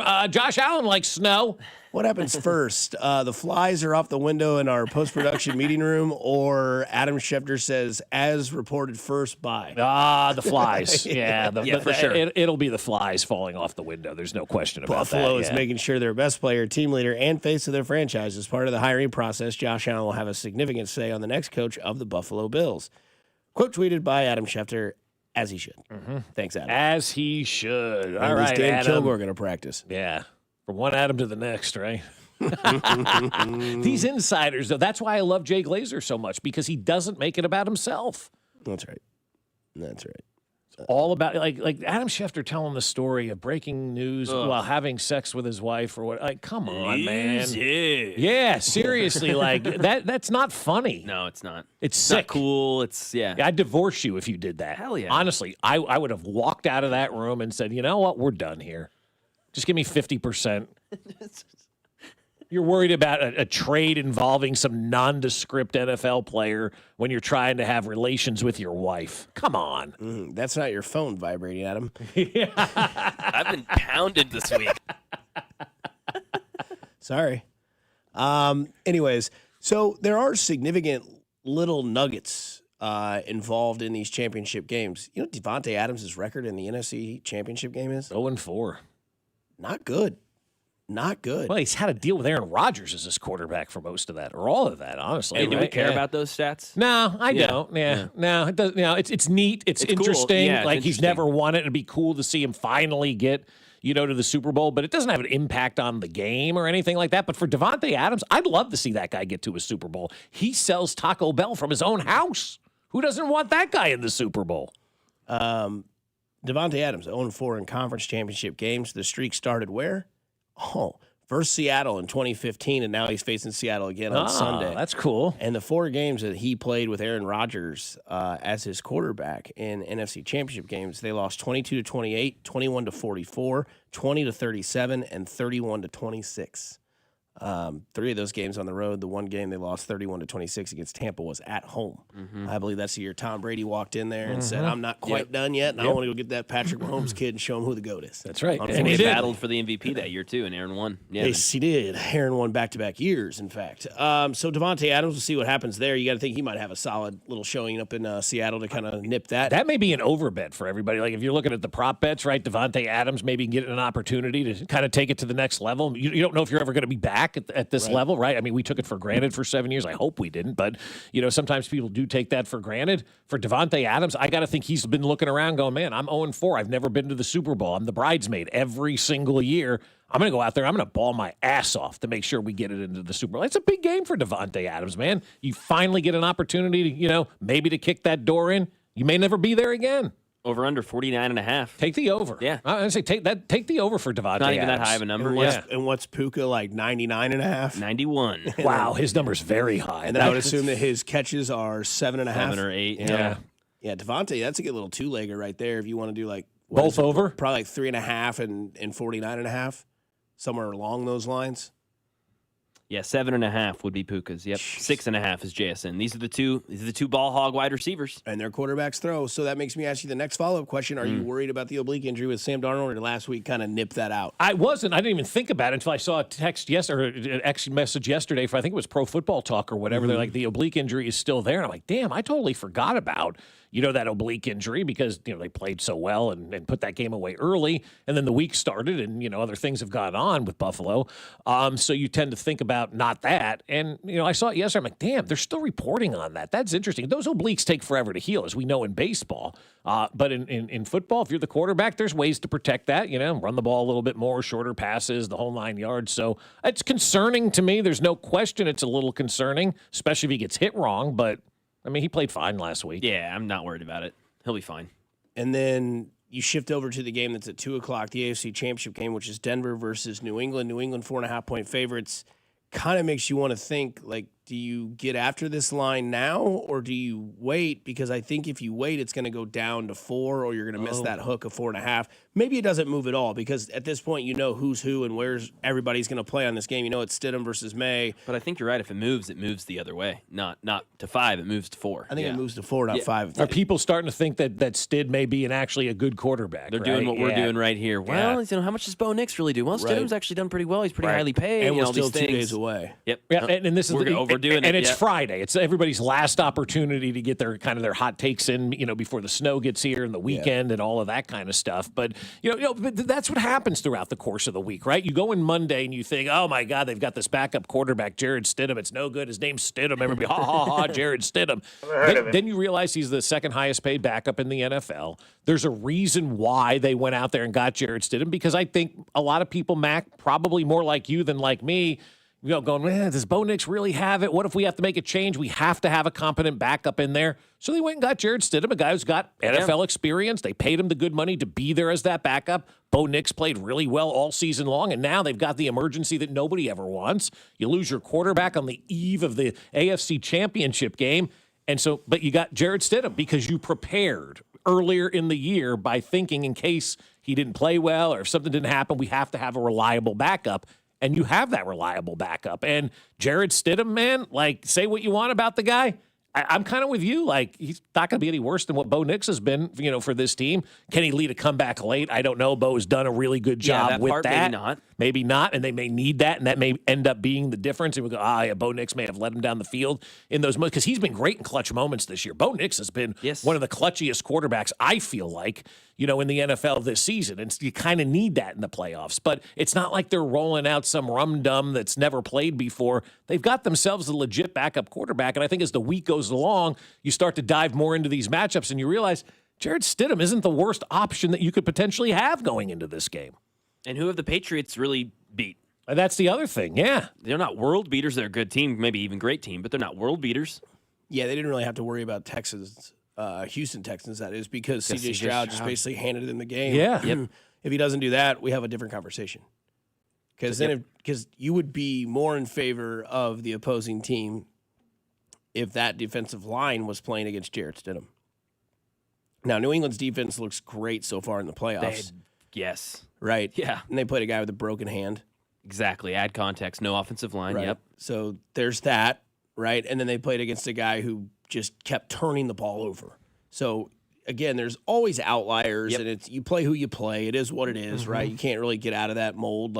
Luckily, the Chiefs got to play the Cleveland Browns, and when they didn't have Patrick Mahomes, they had to have Chad Henne for that drive. But, again, it's not our fault. It happened to be the Browns. But also the importance of having a good backup, right? Chad Henne's a veteran quarterback in this league. Has played in a lot of big moments and big games, and Stidham's been around a while, too. You don't have a rookie rolling out there trying to do something. So it's actually not a bad option for them at that quarterback position. It's crazy to think that on Monday we're like, there's no chance Denver has. Yeah. And then, but then again, this is how you gather more information, and it's okay to change the way you look at something, right? You got to have that. You made that point. You got to stick with that point. Well, I got more information that's telling me there's other things going on in the world right now. So I kind of look around where I sit and I go, I didn't like it at the beginning of the week, but now I'm like, Denver may be able to kind of keep this thing close. It may be just what the doctor ordered for that team. Who knows? We'll see. And it's like the stat we saw that in the playoffs, teams that were 4-point or more dogs 10-0 against the spread. That's nuts. So they're covering, is what they're telling you. Yeah. Or is this the one time that they don't? And I just feel, because of what Bob has said about Jared Stidham, been in Peyton's system for 3 years, had played when they benched Russell Wilson, and knows that it'd be different, right? If it was somebody that they had gotten this year who again, people could say they don't know who he is. You've heard the name. It's better than being like, if Sam Darnold got hurt and it was Drew Lock, you'd be like, well, been in the system for a couple years, but can he do it? Or if Drake May got hurt, it'd be what? Jacoby Brissett? Is that who the backup is there? No, because he's in Arizona. In Arizona. I don't know actually who the backup is right now. In New England. It's not Bridgewater. Nope. It's this guy named Brady. They took him out of Michigan in the 6th round, I think. He's kind of doughy in the midsection, not really good looking. Oh yeah, it's Josh Dobbs. Go Vols. Okay. Oh wow, Josh Dobbs. It's not bad. He had a couple moments last year or 2 years ago? 2 years ago with Minnesota? Yeah, Minnesota a couple of years ago. But he's been on every team in the NFL. Yeah. I feel You think like, Minnesota would right? rather have Dobbs or 9? Dobbs. Yeah. Is this more of a legacy run for Stafford or May? Stafford. You get that second Super Bowl, you're in the elites. But you get that first, and you have the rest of your career. You do, but that second one puts you in just a different category now. It just does. You're up there with Eli. Yeah, I'll say Stafford, but it is close because you're right, Dusty. If May gets it now, it's like the trajectory, the possibilities for Drake May. We'll be talking like Tom Brady. Tom Brady. I don't want Mahomes. that. I don't need that I conversation. don't want that either. Yeah, I don't want that 0%. conversation. And he's also not that good. And that's what I think is interesting. As those guys, he's good. But yeah. And that's what's crazy is I told you this yesterday. Is like MVP of the league, MVP of the Super Bowl, and a Super Bowl ring, and you still would be like, yeah, I want to see more. Whereas like if I feel anybody else did that with a different schedule, or maybe even a different team, like if Bo Nix, let's say he's healthy, and he goes on and wins Super Bowl MVP, wins the Super Bowl, and got his team all the way there and did it, you'd be like, that's their guy in Denver. I have no questions. He did it. He beat the Chiefs twice. He did this, before. He's beaten this. With Drake May, though, there is like this little open windowed conversation of being like, yeah, but I want to see him actually but I mean, again, like he did do it. He did go all the way. He has 3 accolades that not a lot of people will even sniff in the NFL. MVP of the league could be his. Super Bowl could be his. And a Super Bowl MVP would probably be his if they win the Super Bowl because of what it is every year. It goes to the quarterback. That would be an amazing start of a resume in year 2. It would be and a people great would still, start, I think, be outside of maybe Massachusetts, would be like, well, look at who they played last year. They got to play the Chargers with no offensive line and Justin Herbert with a broken hand. They got to play against C.J. Stroud, who was just an abysmal portion of himself at quarterback in that game. And then they got, but then what if they beat Seattle or the Rams in the Super Bowl? Then it's like, well, he beat one of the better teams, and everybody said the NFC was going to win. So I think that would patch up a little bit. But I think there would still be that conversation when people would be like, well, we'll see. And I think that's also fair because after Mahomes' first year as a starter, everybody's like, well, the defenses are going to adjust this offseason. He'll never be able to do that. Like, that was the conversation. Well, we saw otherwise. Exactly, right? Yeah, we saw otherwise. But that was the topic of conversation. And everybody thought the defenses would adjust. They have a whole offseason now. These coaches and coordinators are good. They'll figure out Mahomes. It took 10 years, right? It literally took 10 years for them to figure out Patrick Mahomes. So those conversations were taking place about him. I'm sure I don't really remember back in the early 2000s what the conversations were like because the NFL wasn't covered like it is today. You didn't have social media. You didn't have all the people screaming at each other on networks and whatnot. And so it was a different beast back then. And I think everybody kind of looked at that New England Patriots team. It was one of the greatest upsets I've ever seen because they never should have beat the Rams. Nobody picked them to win that game. And they went out there and they did it.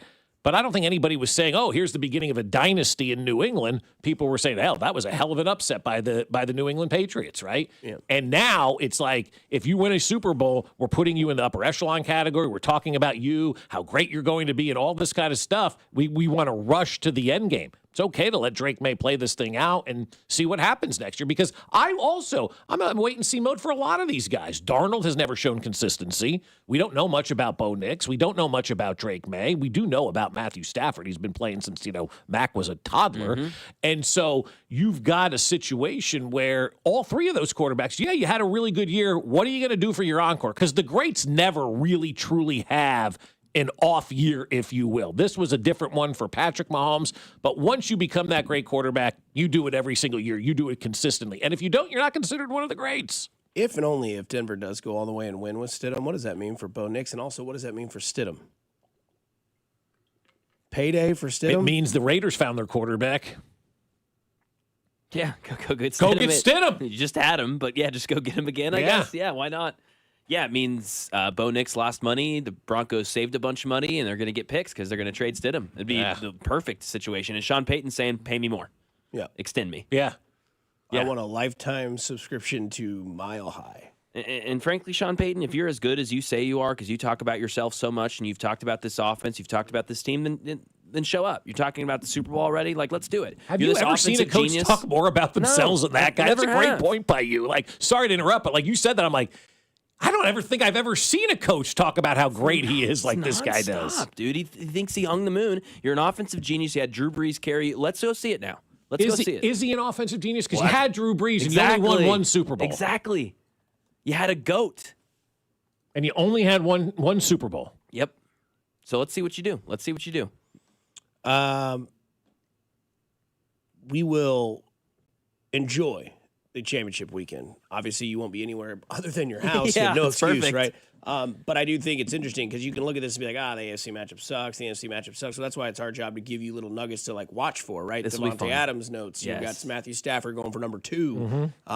You got if Matthew Stafford wins the Super Bowl, is he forever better than Aaron Rodgers? Yes. Yeah, probably. Yeah, he's a better winner than Aaron Rodgers. Yeah. The I hate to rest, say that, but yes. because he'd have 2, and I know we're not ring chasing. He'd have a MVP, right? We know that he's the favorite, I think, to win the MVP in the NFL this year. Yes. Tim or May. But 2 rings, the numbers he's put up, consistency he's put up, and then you look at everybody that's been around him: Cooper Kupp, Calvin Johnson, and then now Puka Nacua. It's just kind of crazy what that guy does to wide receivers. Yeah, but he's been great. I mean, he's better than Aaron Rodgers, man. He went to 2 different organizations, 2 different eras with the Rams as well. I mean, it's not the same era that won the Super Bowl. This is a completely different team. Completely different team. It's a really good point. Yeah, Yep. I mean, it's just he's reinvented himself from going from a perennial loser and then just seamlessly fitting in and turning the Rams around and making them a Super Bowl champion and being good every year. He is better than Aaron Rodgers. He absolutely 100% is a better quarterback, and it's a guy that I would take over Aaron Rodgers because I don't feel like he's very selfish. I feel like Aaron's very selfish, but I feel like Matthew Stafford's more of a team guy. Again, my perception of these things, right? And so, yeah, I think if Matthew Stafford wins the Super Bowl, he's a better quarterback than Aaron Rodgers. There's no secret that the Los Angeles Dodgers have added more and more and more and more firepower to their offense and their pitching staff and everything like that. Vern had J.J. Piccolo on last night on Vern's Hot Stove. You can always go find it on All Things Vern. The general manager said this about the Dodgers. I think when you look at what some teams are able to do, and by no means are we jealous of that situation. It's just every situation is a little bit different. If any of us in our front office were working for a team that had that ability, we'd be doing the same thing. So it's hard to get any ill will towards those teams.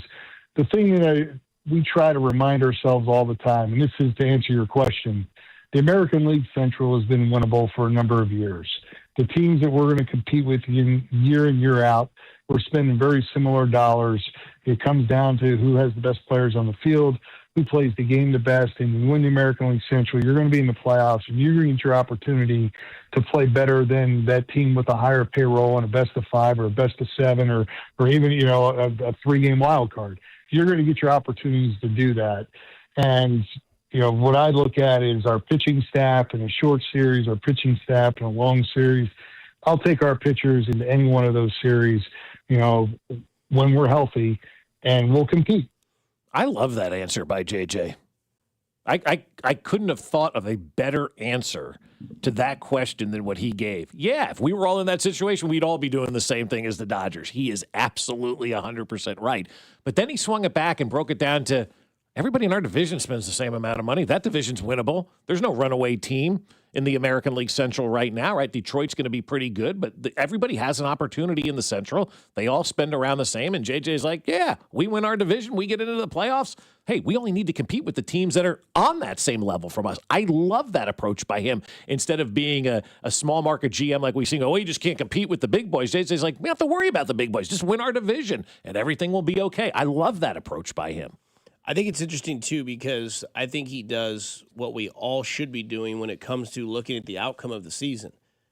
Make the playoffs, whether win your division or get a wild card, and then it's an open table. Because a lot of people say, 162 games, that and then you play a playoff system, and that's who decides who the champion is. Right. Now, the Dodgers have been successful in back-to-back years of doing that. And, whatever it may be. I mean, they've gone against good pitching staffs and still survived because they have everything from pitching to hitting to bullpen to everything.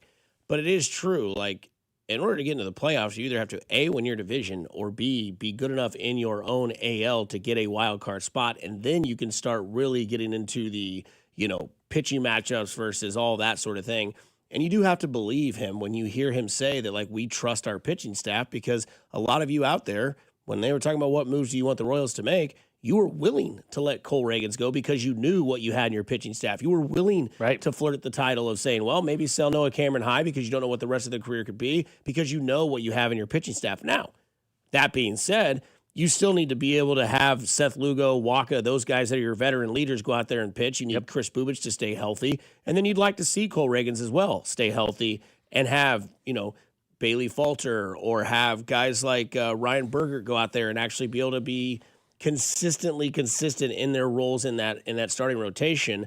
And then your bullpen is set up. You went and got Strahm back. You have Estevez in the end of the game, and you have Lucas Ursay to go out there and kind of maintain everything that gets a little hectic in the game. So I like the answer. I would love to see them spend more, obviously. Yes. And we had that conversation. They can if they want to. Right. But again, they're going to do what they do best, and that's evaluate what they have in-house. And if something is appealing outside of it, then they will take one of their nice pieces and say, okay, now we have some ground to work on. But again, I don't hate the answer. I know people will and say it's cliche or it's polished or whatever. I don't think it's cliche or polished at all. I think that's a real answer. Well, some people say, well, yeah, everybody knows once you get in the playoffs, anything can happen. Yeah. But again, he goes back to, like, we have to win our division. Right. And your division is you, Detroit, and Cleveland. That's it. And Cleveland is dissipating. Right. Detroit's there as long as I can see. And then it's between you and Cleveland to say, okay, are you ready to go against the big bad Tigers? And we'll see if they can do that. Because you look not. at the White Sox, they're about a 70-win team this year. They're not quite on the cusp of doing anything. The Twins, I mean, I don't even think they can field a team this year with what they're doing.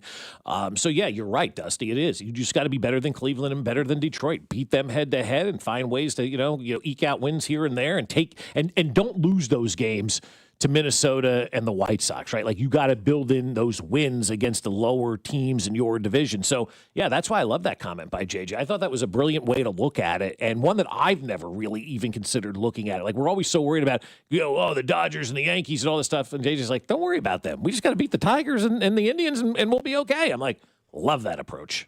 Right. See what happens. Don't forget, we'll have Brian Busby joining us in about 20 minutes to give you everything you need to know about this winter storm that's coming in here. I'm going to ask him what the appropriate over-under of beer slayed over the weekend. But when we come back, what are the must-haves at a wedding? They had Greg Olson on the New Heights podcast. Mac is getting married very shortly in these summer months. What are the must-haves at a wedding? We want to know your answer, 913-586-7965. We know two of Bob's must-haves. What are Greg Olson's must-haves and yours? On the other side, 96.5 The Fan, your home for Kansas City sports. You're listening to Fescoe and Dusty on your home for Chiefs football. 96.5 The Fan. Fescoe and Dusty is brought to you by Golden Oak Lending. Do you need extra cash? Golden Oak Lending can convert your home's equity into cash in as little as 14 days. Let Golden Oak Lending cure your blues. Men, it's the new year, and for many of us, it's a time of deciding to make positive changes in our lives. This is Jeff for Heartland Men's Health, and if you're suffering with erectile dysfunction and are tired of the frustration and embarrassment ED causes, you should call Heartland Men's Health today, because there probably isn't a better resolution you can make than to be done with ED. You see, ED doesn't just affect you, it can also affect your partner, even if they don't talk about it. But here's some great news. If you're like most guys, the treatments at Heartland Men's Health will give you back your sex life, because our protocols have success rates that work in well over 90% of cases. Seriously, you might even find you're performing like you haven't in years. So, make an appointment and get ED out of your life. Your initial visit is only $99 and includes blood work, a medical consult, and if medically advised, a test dose. And if that test dose doesn't work in the office, your visit is free. Call 844-447-6600 or go to heartlandmenshealth.com. That's heartlandmenshealth.com. We have 3 offices: Overland Park, Independence, and North Kansas City. Department of Rejected Dreams. If you had a dream rejected, IKEA can make it possible. So I always dreamed of having a man cave. But the wife doesn't like it. What if I called it a woman cave? Okay, so let's not do that, but add some relaxing lighting and a comfy IKEA Hofburg ottoman, and now it's a cozy retreat. Nice, a cozy retreat. Man cozy retreat. Sir, okay. Find your big dreams, small dreams, and cozy retreat dreams in store or online at ikea.us. Dream the possibilities. That's the sound of James adding long-lasting Gain scent boosters to his laundry this morning. Several hours later, James sniffs the irresistible scent of Gain on his shirt. Gain. Several hours later, James has even caught the attention of his mother-in-law, and she never gives him attention. Ooh, you smell amazing, James. Oh, thanks, Mom. I love you too. I never said that.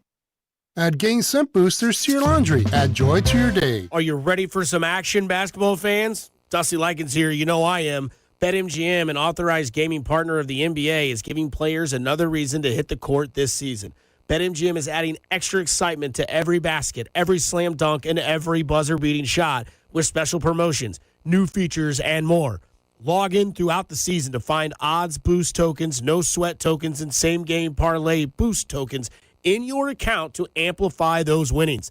Enjoy enhanced product features like dark mode as well. We have lots in store between now and when the new champions are crowned. So log into BetMGM, an authorized gaming partner of the NBA, all throughout the basketball season to see what's new.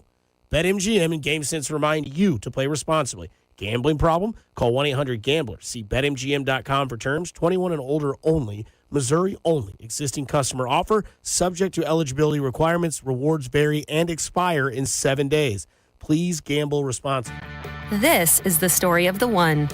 As an HVAC technician, he and his digital multimeter are in high demand.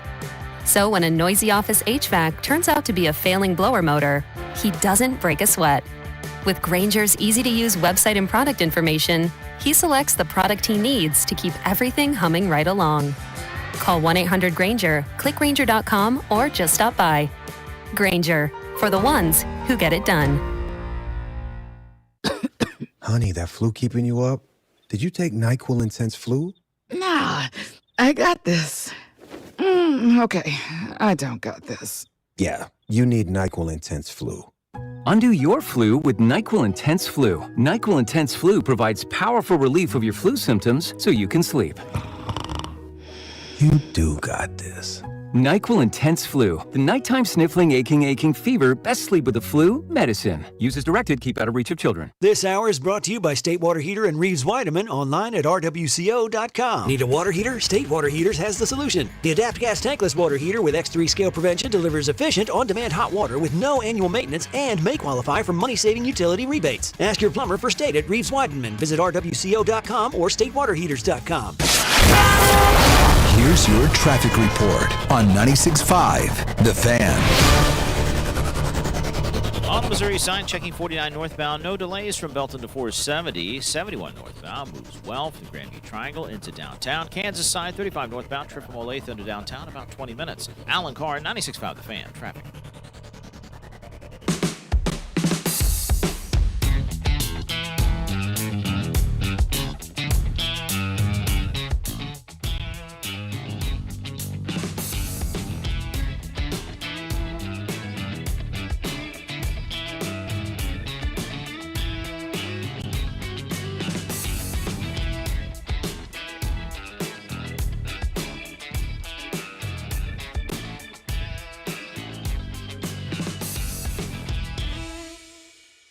.96.5 The Fan, your home for Kansas City sports. As we move along, as we were telling you earlier, there is the must-haves at a wedding, and I'm going to go ahead and knock it out real quick because most of everybody says the one thing that you must have, no questions asked, open bar.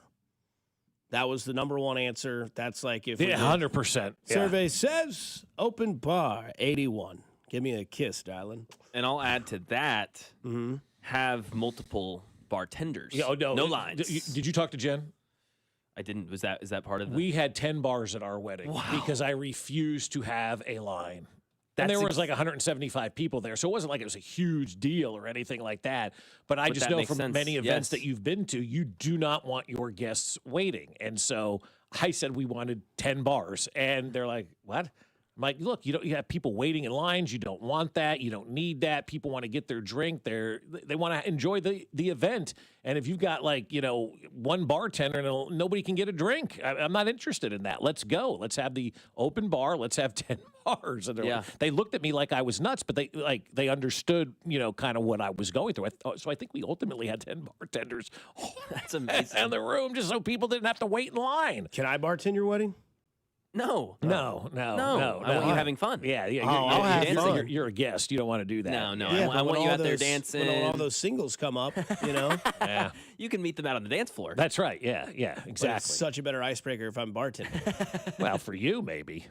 You look like you need a drink.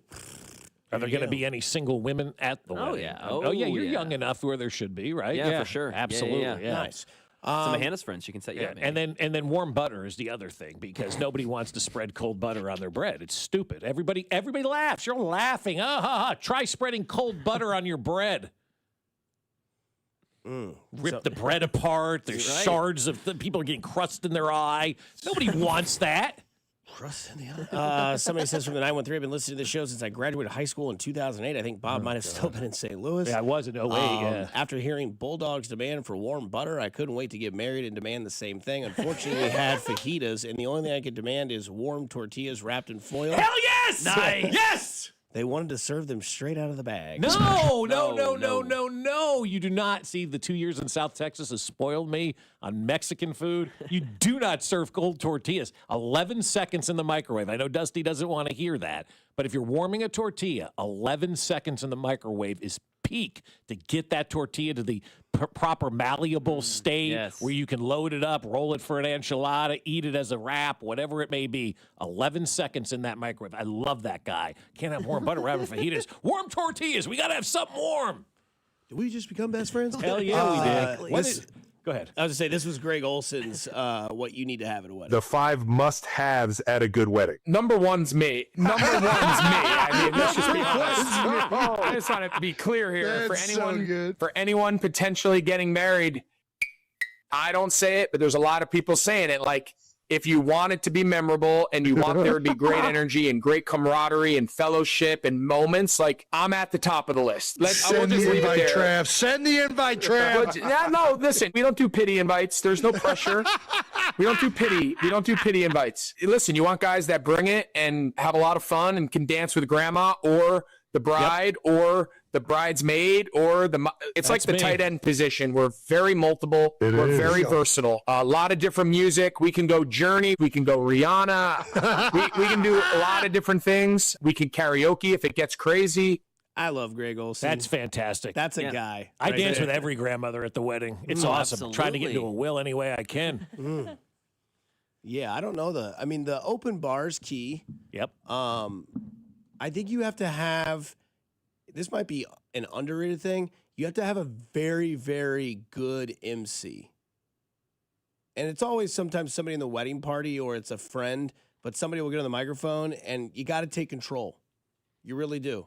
You got to be like, hey, everybody, because you know how you have those people when like the bride and the groom are getting ready to walk in, there's that one guy that's like, oh, I'm going to get a drink real quick. It's like, hey, Randy, sit down. Well, he's going to the bar because they don't have enough bars, and he finally sees a blank space, not the Taylor line, whatever I'm trying to say. Today, Junior. Yeah, Taylor Swift! But I'm saying, like, well, you always say it's not about you. Right. That beer can wait 5 minutes as they introduce Mr. and Mrs. Morey. Right. Because how much do you want to be the Richards? Like, it's like, why are you up here? This is not about you. Dude. You're going to piss my wife off. Yeah. And so, like, the MC guy's got to be like, all right, how we're doing dinner tonight. I will say the number. You get up, walk to the buffet line. We'll start with table 1. And you know it's like an airplane. Everybody stand. They say 11?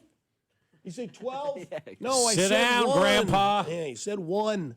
Enjoy the conversation at your table until you're called. Sit back down. Also, let the bride and groom be the music deciders. You don't get to go up to the DJ. Oh, no. Anybody who's taking requests at a wedding is doing it wrong. Play shout? No, you can't do that we have now. a list. Most weddings It's are already Angels and planned Airwaves, out. Blink-182, and Harry Styles. Yeah. That's what Exactly, you're that's what you're getting. Yeah, I don't know that I've ever been to a wedding where they're allowing a request. You see the bride run up there. Wow, yeah. Yeah, bride run up there, your bride groom up runs there, No, it's bridesmaid. not your wedding. No. This is every song that we've wanted, Yeah. that we've chosen, that we're going to do. You ain't, Mildred from, Topeka, you're not picking a song here. Now, if Brock and the old number 5s are rocking in for a little extra and you want to, fine, maybe for the live band, but when we're going through the set. So you're doing DJ and live? Yeah, you did talk to Jen, because that's exactly what we did. The DJ was done, the live band played, they took a break, the DJ played, and they kind of went back and forth. What we'll do. Yeah. No, it'll be great. I'm excited to have Brock and the guys. Yeah, that's going to be great. awesome. Yeah. I love the fact that they're going to be part of the wedding. Yeah, so. it's going to be awesome. Yeah. It's going to be so much fun. The other thing I think that you see, my kids don't know, they don't have a choice, because it's going to be at the Westin catered by Smokehouse with the old number 5s playing. This Bob's wedding? Yeah, exactly. And warm butter will be All there. on trade. Bob's gonna be like, get the phone out, Jen. Here's those smokehouse beans with the meat in there. Look at it. Cheers, man. Hey, Dan, do you do dresses? That's right. Yeah, he does. Yeah. Does he? Oh, There you absolutely go. does. Yeah. He's doing my suit. Yeah, there you go. Go visit him in the next couple weeks. That's right. The Cajun wing butter is so good. Mac's wife is even mad it's on her wedding dress. Smokehouse. Smokehouse. Hell yes. I tell my kids all the time, man, get ready for it, because this is what's happened. Is a must-have at a wedding a second meal? That's becoming more and more of a is trend becoming a now. thing. Yeah, it really is. A lot of people are like ordering fast food. That's they'll gonna just what get we're like gonna do. $1,000 at Taco Bell, and it's like, oh, Dude, at 11 after you've been drinking. Yeah, it's going to be freaking badass. That's You what got I to want have to the do. In-N-Out truck roll up. Oh, yeah. That'd be badass. We've talked about a food truck. We've talked about Taco Bell, Pizza Hut, something like that. Yeah. You think it's cheaper to have a food truck roll up than to try to go out there and spend money at Taco Bell or McDonald's or pizzas or whatever you're going to do? I don't know. You should just buy like 150 Lux boxes at a $7 rate per box. Yes. It's like you get a chalupa, a 5-layer burrito, cinnamon twists, and a taco. Everyone would love you. How's the wedding going? Great. Fourth meal. But how many people always stay to the end of a wedding too? That's the other thing. Depends on you who's guys getting are married. younger, so there will be probably more Depends on people who's staying. getting married. Yeah. How close am I? Is it family? Like That's Max, one thing. I will be there until I'm drunk. I'll be like, my quote for Max's wedding is Travis Kelce's quote for his career. I'm there till the wheels fall off, baby. What else did he say though about besides him being at the wedding? What were his other 5 must-haves at the wedding? Couldn't tell did you. he weigh into those or not? Just at me. Yeah. Yeah, I thought he did go through, so I guess not. I don't know. Yeah. I'm also not the guy that stands up to catch the garter. They don't Yeah, I do don't think that we're doing anymore. that. I haven't been to a wedding that's done that, and We may do like a fun kitschy thing of like when they're back to back and who's more of this, and raise your hand and see who got that. But yeah, we probably skip. so some if of they're that going to throw the stuff. garter, I'm going to be in the front row. I'll tell you. It's gonna be a blast. Put it on, Jen.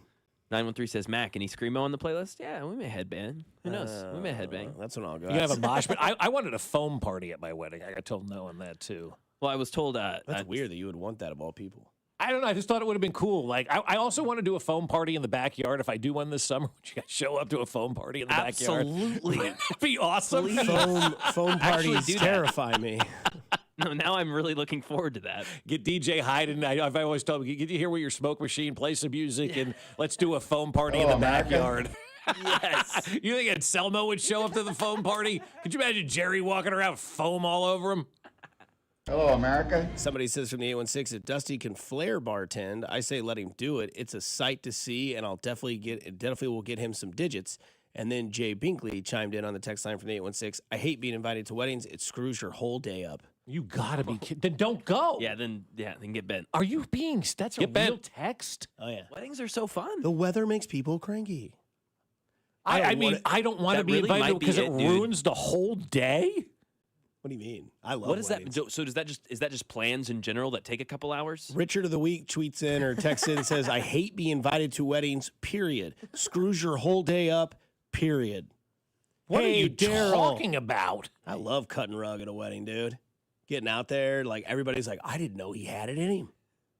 Well, we're going to figure out what this weather has in store for us as we get with Brian Busby on the other side to join us from Channel 9 News. Brian Busby, the legend of Kansas City. He'll join us next to tell you everything in a serious way here as we try to about the weather this weekend on 96.5 The Fan, your home for Kansas City sports.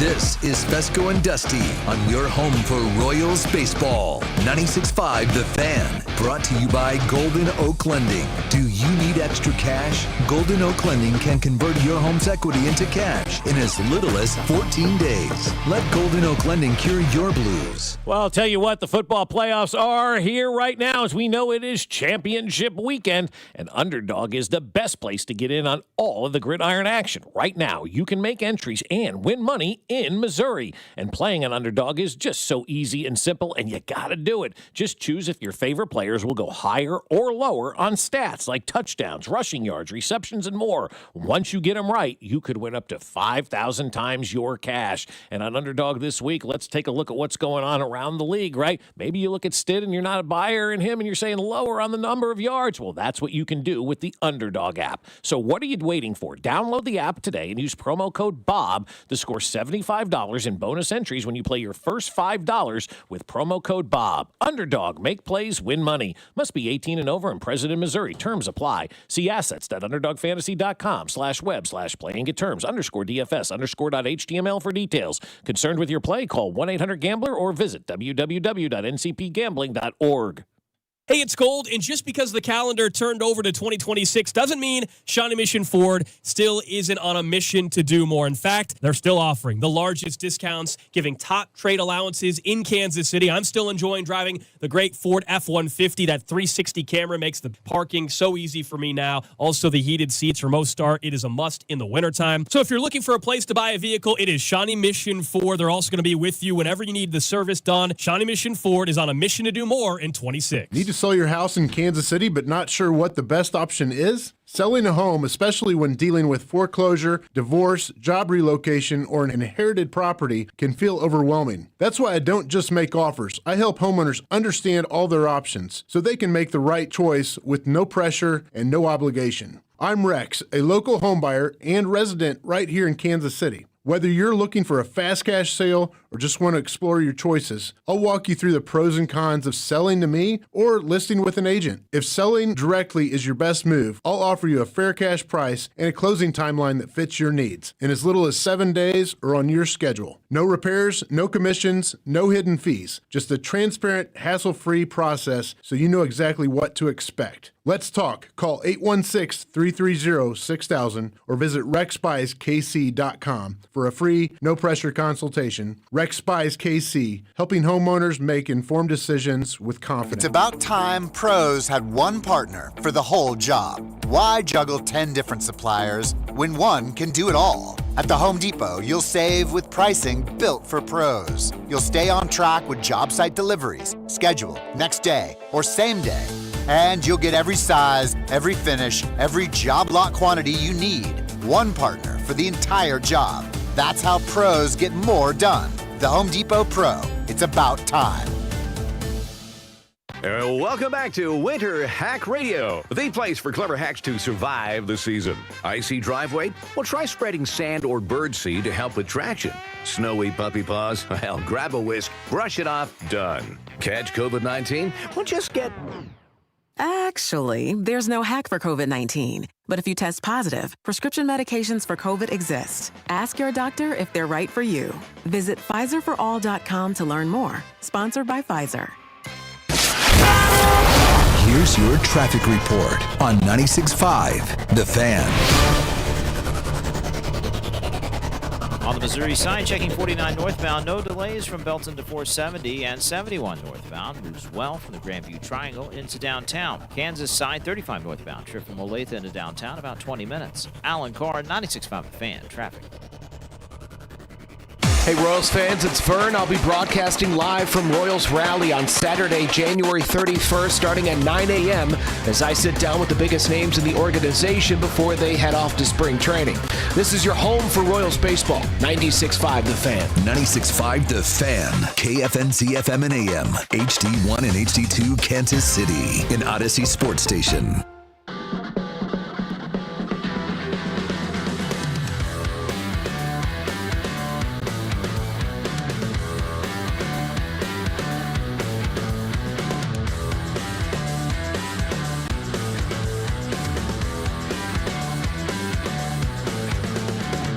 All right, you guys know him. You've watched him for years.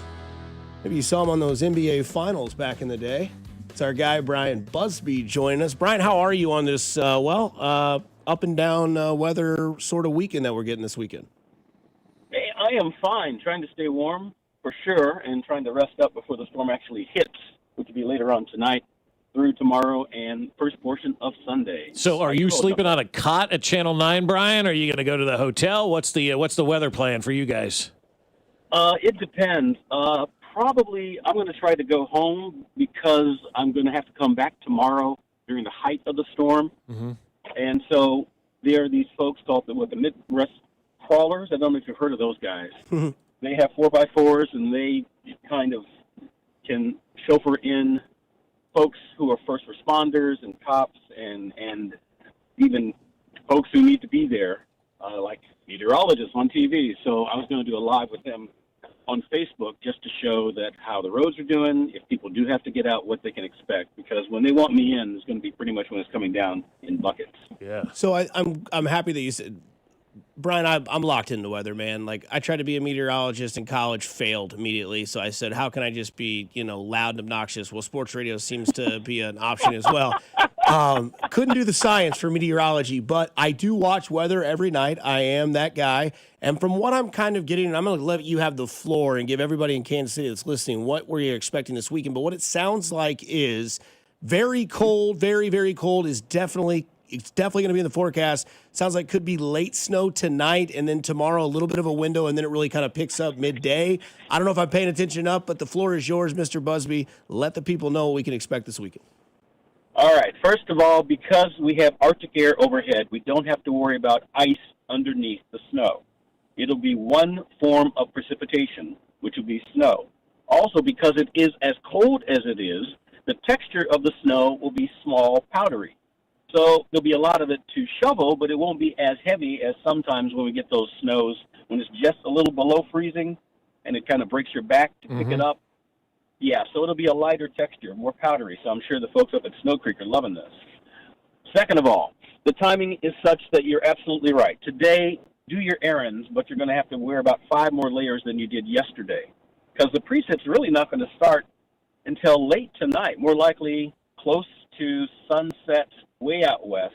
I know a lot of folks are also talking about trying to get to Manhattan for a game. And the best advice there is try to leave as early as you can so that you are there ahead of the storm. For the metro, it'll probably be closer to midnight or even thereafter. And as you mentioned, there will be a burst of snow pre-dawn. There may be a lull in the intensity late morning, early afternoon, and then the secondary round moves in. That'll be toward the late afternoon, evening, and overnight Saturday into Sunday. And that is why we're under a winter storm warning until sometime on Sunday. Everybody wants to know amounts. It's like a layer cake. You go farther south, Sedalia, Warsaw, Garnett, that could get the double-digit snows. We go a little farther north, not as much. So we're not going to have double digits. But if we're talking near the I-70 corridor on either side, probably anywhere from 4 to 8 inches, with the max being on the south side of that band, if you will. Like I said, it's a layer cake, so maybe 9 inches for Paola, 8 inches or so for Lee Summit, Blue Springs, also toward Gardner. 7 or 6 as you're going toward the city itself. 5 or 4 as you're going north of the river. 3 as you're going up towards St. Joe, and then maybe 2 right along the Iowa state line. That's the dispersion or the distribution of the snow. But the wind chill is going to be I was about to say the other B word. Yeah, that's fine. You can say it, Brian. It's radio. My We're life not on would have TV. been complete if you would have said it. God, I come was on, hoping Brian. Oh. Okay, the wind chill is going to be a Sherry bit, doesn't okay? care anymore. Say it. It's just, I mean, we're talking 20 below zero in some cases. It's not going to be fun to be out. And so, I hope you top your tank off now. I hope you're running your errands now. I just don't want people to be stranded if they're going to try to get out in it while it's falling, and then they're at the side of the road and waiting for assistance. That's not going to be fun. So make sure you have enough gas to get you through that. Also, I mean, let the guys and gals do their work with the plows. I always say this on the air, that probably the most difficult part of your journey is going to be getting out of your driveway and out of your neighborhood, because obviously those are going to be untouched more so than I-29, I-35, I-70, and so on. So allow yourself a little extra time so you're not in a rush or putting yourself in too much more anger, so we don't have road rage or things like that to deal with as well. How much? Does that kind of answer that question? Oh, 100%. Yeah, but usually it's Fescoe that's the loudmouth. Brian, I'm getting older, and I got a younger guy who's louder than I am, and I'm fine with that. Yeah, I get it. I get it. You know, I'm the same way. I got Neville Miller, and it's like, okay, you can take this one, Neville. Yeah. You got Neville, and you know he can handle all of that stuff, and that's a great way to absolutely 100% do. And you got Bender as well, who, let me tell you something, dude. Nick Bender, when he's at the J, and you can tell him this, that guy is a superstar. Every old person has got him in a corner talking about weather to Nick Bender. I love it. Yeah, I mean, I am so blessed with my team between Nick and Neville and Pete and Brittany and Katie. I mean, yeah, it's great. You know, I feel like Andy Reid in some ways because I've got some stars. I've got some wonderful people who do a great job, and it makes my job a lot easier. How much does this thing hitting on Friday night into the weekend help everybody? Nobody really has to go anywhere and getting all this crap off the roads and opening things back up for Monday. I think it does quite a bit. The only problem, Bob, is probably the secondary round that moves through on Sunday into Monday. But there should be enough of a lull that they can at least try to treat the first 2 or 3 inches that fall during the first portion of Saturday and then try to get caught up. You know, it may be difficult for folks to maybe go to church or whatever they're going to do early on Sunday.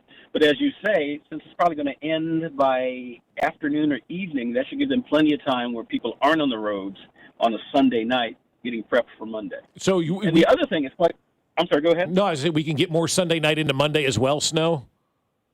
No. Okay. No, I mean, I think the thing is gone by, if I had to put an estimate, by at least 4 or 5 in the afternoon, it should be wrapped up. Okay. And, you know, the farther west you are, the more likely that's going to be earlier. The farther east you are, it'll take a little longer. Right. And the other thing about this that's going to make it so interesting is the fact that the storm is still sitting off the west coast. And so there's still a little bit of wiggle room. The thing may move a little farther north or south. And that's why I hate, and I use this term, social media-ologists. The people who go out and put huge numbers out there for clicks and shares. And, you know, that's why you say with Bender at the J having to explain all this stuff and us having to take credit for things we didn't even say. It's like, well, so-and-so said, well, yeah, go talk to so-and-so. That wasn't what my forecast was, you know. Right. And so that's why my therapist is on speed dial. I love it. All right, so I'm going to ask you the $1 million question. Are the kids going to have school on Monday because of how cold it could potentially be? Oh, you know, if they are in virtual learning today, they'll probably be in virtual learning on Monday. And every school district is different. And it's going to be more an issue of the cold more than the snow, but also depending on how many side streets are cleared for buses.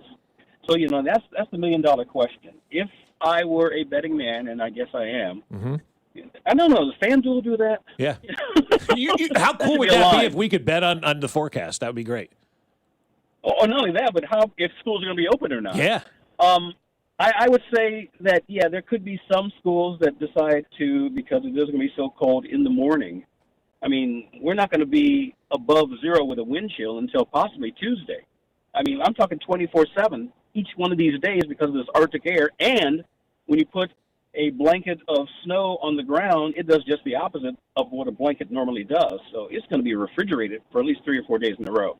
So I would say most will probably be in session if they're in session now, but some will still probably be on virtual schedule. Yeah, thinking of keeping things refrigerated, I have 48 beers in my fridge. I have a pot pie, and I have pizza rolls. Am I going to be okay for the next 3 days? I think you'll be fine. You know, I plan on going out just with binoculars in a grocery store parking lot and see people going crazy for milk and eggs and bread. You know, I said this before to somebody else, I have not seen a covered wagon in Kansas City in a long, long time, so I don't know why people freak out about this. and everybody's got this thing called a phone, so it's not like you're going to be stranded where people aren't going to know your whereabouts. Right.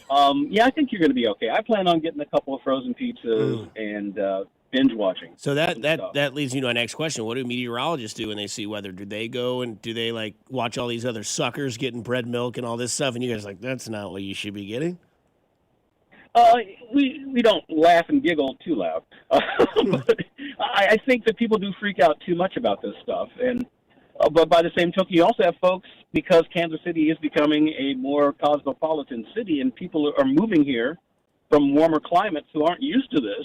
You know, people say, well, I've been here for years. This is never, you guys are hyping it. No, we're still also trying to take care of those folks who are new to the area, who don't know. You know, I can't tell you how many people call me in a panic when they hear the sirens being tested on Wednesdays at 11 o'clock. And there's a cloud in the sky, and people are thinking, is that a tornado? So, you know, there is a certain bit of education that goes along with it. But I think this one we can make it as long as we do enough prep, and as long as you have enough Totino's pizza rolls and other libations, you should be fine. No doubt. Busby, we appreciate the time, man. Keep that speed dial option open. I'm sure you'll get a lot of calls, texts, and social media as we prepare for whatever this cold front name you gave it. I love it. Brian, thanks for the time. Thanks, Brian. Stay safe. Stay awesome. Thanks. All right, guys. Be well. Oh, great. What an interview. What an interview. It's the Godfather right there.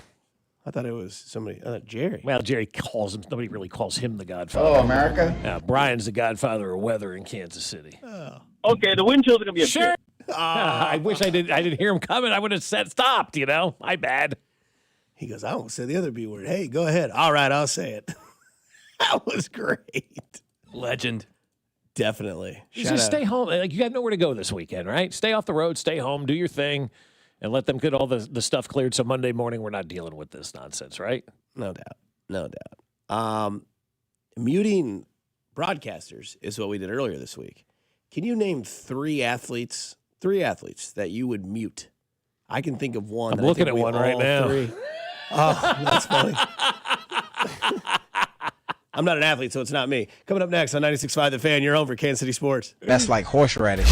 This is Fescoe and Dusty, brought to you by Golden Oak Lending. Do you need extra cash? Golden Oak Lending can convert your home's equity into cash in as little as 14 days. Let Golden Oak Lending cure your blues. Your home for K-State Athletics. 96.5 The Fan. Well, I'll tell you what, it is that time of year where it's cold outside. You want to warm up and you want to have that hot water in your house as well. Well, if you're like me and you've got 2 daughters and your wife, sometimes you're left to the end of the hot water and you're like, there's nothing left for me. Or also, if you're getting up early in the morning and you got to turn that shower on and let it run for like 30 minutes before you get that hot water, hey, we got a solution for that. We're all going to have hot water with State Water Heaters, a new high-efficiency Adapt gas tankless water heater with X3 scale prevention technology from State can provide plenty of hot water as well as great energy savings for your family. Our Adapt models with X3 provide years of trouble-free hot water without the worry of annual maintenance that's required from all of those other tankless models. And these water heaters may also qualify for rebates from your local utility company. So don't miss the chance to put real money back into your pocket. Here's what you're going to do. You're going to act now and talk to your plumber. You're going to say to your plumber, hey, go to that local Reeves Weideman store either in person or at rwco.com and tell them you want the State Water Heaters. And if you want to learn more, just go to statewaterheaters.com.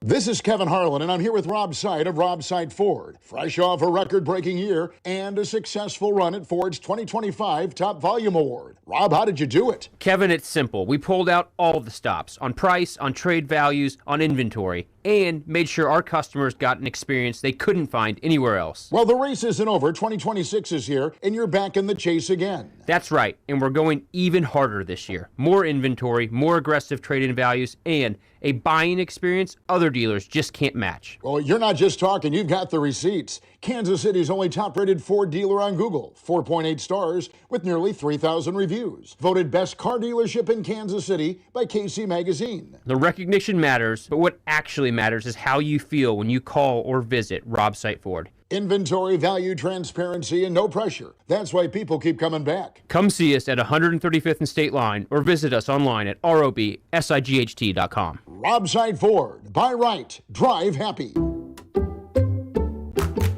You like saving money, right? We all do. That's why Allstate just lowered the price of car insurance. Not, but wait, there's a catch. Lower. Actually lower. So if you're shopping around or just want to see how much you could save, check Allstate first for a new lower auto rate that could save you hundreds. You're in good hands with Allstate. Not available in every state. Only applicable for new auto insurance business. Rates will vary by several factors, including how you purchase the policy. Potential savings vary. Allstate North American Insurance Company and Affiliates, Northbrook, Illinois. I know that hiring can be challenging. You need someone to match your role perfectly. Well, now you can meet them fast on ZipRecruiter. Build your team, build it sooner. Meet your match on ZipRecruiter. Just head to ZipRecruiter.com/free right now to try it for free. That's ZipRecruiter.com/free. Meet your match on ZipRecruiter. Try it free. Hi, this is Jill Schlesinger, CBS News business analyst, certified financial planner, and the host of the Jill on Money podcast. With the new year upon us, there's no better time to take control of your financial life. And the Jill on Money podcast is here to help. It's your questions that make it possible for me to provide unconventional and I hope entertaining insights on your money and more importantly, on your life. Follow and listen to Jill on Money wherever you get your podcasts. Expect a high of 11 with mostly cloudy skies today. Weather brought to you by Staples. 2026 is here, and at Staples, deals mean business. Like up to $100 off custom print orders. Head into the new year looking good for less. Staples. That was easy. Ends 1/31. You're listening to 96.5 The Fan from the DM Injury Law Studios. Mike's got this. Car, truck, or motorcycle wreck? Remember, Mike's got this. 816-888-7500. Mike's got this.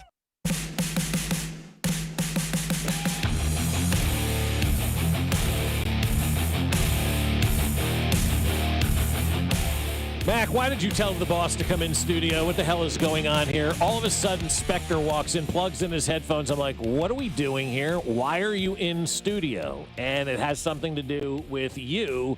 Spectre's got some news to deliver to you. I mean, what do we got going on here?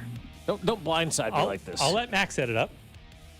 Well, Spec was, I guess, listening to our segment about must-haves at weddings. Mm-hmm. And let's be clear, Bob, I didn't tell him. He tells me what to do. He's the boss, the inspector. Right? Come on. I was not invited on air. I just said I can fix your wedding in 3 very simple steps. And I was intrigued. And these are going to be good because we know Spectre's weird, and it's got to be some really strange stuff that ultimately, when you think about it, probably does make sense. So do you trust Spectre's wedding advice or Binkley's? That guy's an idiot. Well, Floor's yours, boss. All right, step number 1. Open bar. Yep. Right? Easy. Have to. There's no negotiations. Right. To Bob's point, I don't think you need 10 bars. You do need at least 2. I'm with you. Put them on separate sides of the room. You spread it out. You don't have lines. Very simple. I think you need more than 2, Steve. And if you don't want to go 10, we got to split the difference. Let's say 5. Fine. Sure. Number 2, Mac. You need to turn off the lights on the dance floor. Ooh. So what this happens? Get the potty pumping. What happens is you start with, when you talk to your DJ, I know you're going to have the old number 5s too, but when you have the DJ portion of it, you start with your Michael Jacksons, your stuff that your 50-plus crowd is going to want. Okay. You start turning down the lights towards 9:30, assuming the wedding ends at 11. You get the young crowd out, you get the olds off the floor, and that's when really the party starts. That's when you transition into your 2000s music. Okay. But make sure you go step by step with your DJ about how the flow should go music-wise. I actually agree with that 100%. That's a brilliant idea. Keep turning down the lights as you progress every half hour. Very simple. Where did you get that idea from? Just up here. I've been to so many weddings, so many... I'm just going to... The older crowd can ruin a dance floor very quickly. Especially if you have a younger wedding with a lot of couple friends, younger friends. Mac's young, so he's going to have young single girls. The last thing you want is like a 28-year-old girl on the dance floor with like a 55-year-old broken hip. Yeah, that's true. So they're playing that Bad Bunny guy who wore a dress at the halftime show. Let's go. Keep turning down the lights. Keep the music going from 80s, 90s, and once you get into the 2000s, the older people will get off the dance floor. So that's when the party starts. You try to push the old people out the door early. I don't disagree with that. Yes. Yeah. Betty wants to go home. So if the wedding is, let's say it's 6:30 to 11. Okay. Dance floor typically starts around 8. Yeah. your party, your group should dominate from 9 to 11. You have to give everybody 8 to 9 to dance. The kids, the No kids. grandpas, the uncle. Okay. Great move. Would Great be in my list of must-haves. Yeah. Great move. Yep. The single most important part, and this is wide ranging, is flow. Cocktail From hour. Progressive? No, just wedding flow. Cocktail hour should not be more than 1 hour. A lot of people make a 90-minute cocktail hour. Huge Too long. mistake. It should be 45 minutes to 1 hour. Okay. You need to be eating during the speeches. So a lot of people make the mistake of, we're going to eat, then we have speeches, then we have dance, and it breaks up this like weird middle section of your wedding. Sit down, eat, speeches, right to dancing. Peaches? And the third part, did I say peaches? I could eat a peach for hours. Great movie. Thank you. So the third part of the speech is not everybody should be allowed to talk. And there should be a time limit on speeches. 2 minutes max. I would say 4, but Please say 2 because right now I need you to say 2 because I'm battling with people. Like, remember the but seriously, no, I'm battling with Anselmo on this because remember the BMA how long those damn intros were for, right? Exactly. Yeah. Some were 4 minutes apiece. Okay, too long. 30 seconds is a very long time. People don't understand. I think that. Ryan and I from Cactus went through an entire box of Zins during the speeches. I will tell you this, nothing ruins the mood before a dance floor like a bad speech. And it is guaranteed that the maid of honor is going to give a bad speech and the father of the bride is going to say something extremely awkward. Horribly. So maximum 4 minutes. Bob's probably right. It should be around 2 minutes. And I will give you the easiest bet to win with your buddies at a wedding table, Dusty. You should do this. 100% of the time, the maid of honor is going to start her speech by saying, for those of you who don't know me, Right. I'm Sarah, and I'm the sister of the bride. Right. Yep. I Who's the bridesmaid? Or who's the maid of honor? Maddie, it's her best friend. Yeah, we don't know her. So for those who don't know me, at your table, make a $20 bet with everybody before the speeches start, and she will say, for those of you who don't know me, I'm Maddie, I'm the maid of honor. Right? Easiest $100 you'll make, you walk out of the wedding, you're a rich man. you're a rich man. So I we like go that. down- Those are the 3 keys. We go down Inspector Gadget's list. We've got 2 or multiple bars. Multiple bars. We have Multiple open bars. Yep. We have the olds out by 9:30 to get the new wave of millennial music on the dance floor. Correct. And then the third one is have a pitch clock on the speeches. You got to have good flow. Yeah, you do. You absolutely do. The speeches can get way too long, and quite honestly, it is your day, but you don't want people getting up and doing all this nonsense. It all started in first grade. Yeah. Oh my God, we're 28. It's brutal. It's brutal. Yeah, I think we're doing Please. speeches rehearsal dinner. I think no speeches wedding night. Even better. It's a good way to do it too. Yep. But yes, don't let a bad speech ruin the wedding night. Yeah. I'm What out. you say about the Our father wedding of the insider. bride saying inappropriate stuff. I've got 2 daughters. Do you think I'm going to do that twice? Yes. Yes, 100%. Yeah. What the hell am I going to say that's inappropriate? By the time they're that's getting like for a couple married, years. you'll be in your 60s or late Well, 50s, yeah. maybe. My buddy's wife's dad gave a speech, and like you said, it was like one of the worst. Like it was literally 15 minutes. He got booed. Like they were like, "All right, enough, dude." He started from like year 1 to year 13. That sounds He like goes- my grandmother. And this was one of the lines. He goes, "And I knew my daughter had grown up when I started doing her laundry when she was a teenager, and I found the first thong." And I was like, "What are we doing?" I was at a wedding in December where the father of the bride, it's like he made a joke like I'm not the father, and 3 of her uncles came up and were like, "No, I'm the father," and they pulled out fake pieces of paper saying, "This is the paternity test. I'm your dad." Maury Povich You were wedding? at this wedding? Yes, in December, Where? What? Iowa. It was extremely awkward, and so the wife is like wearing it.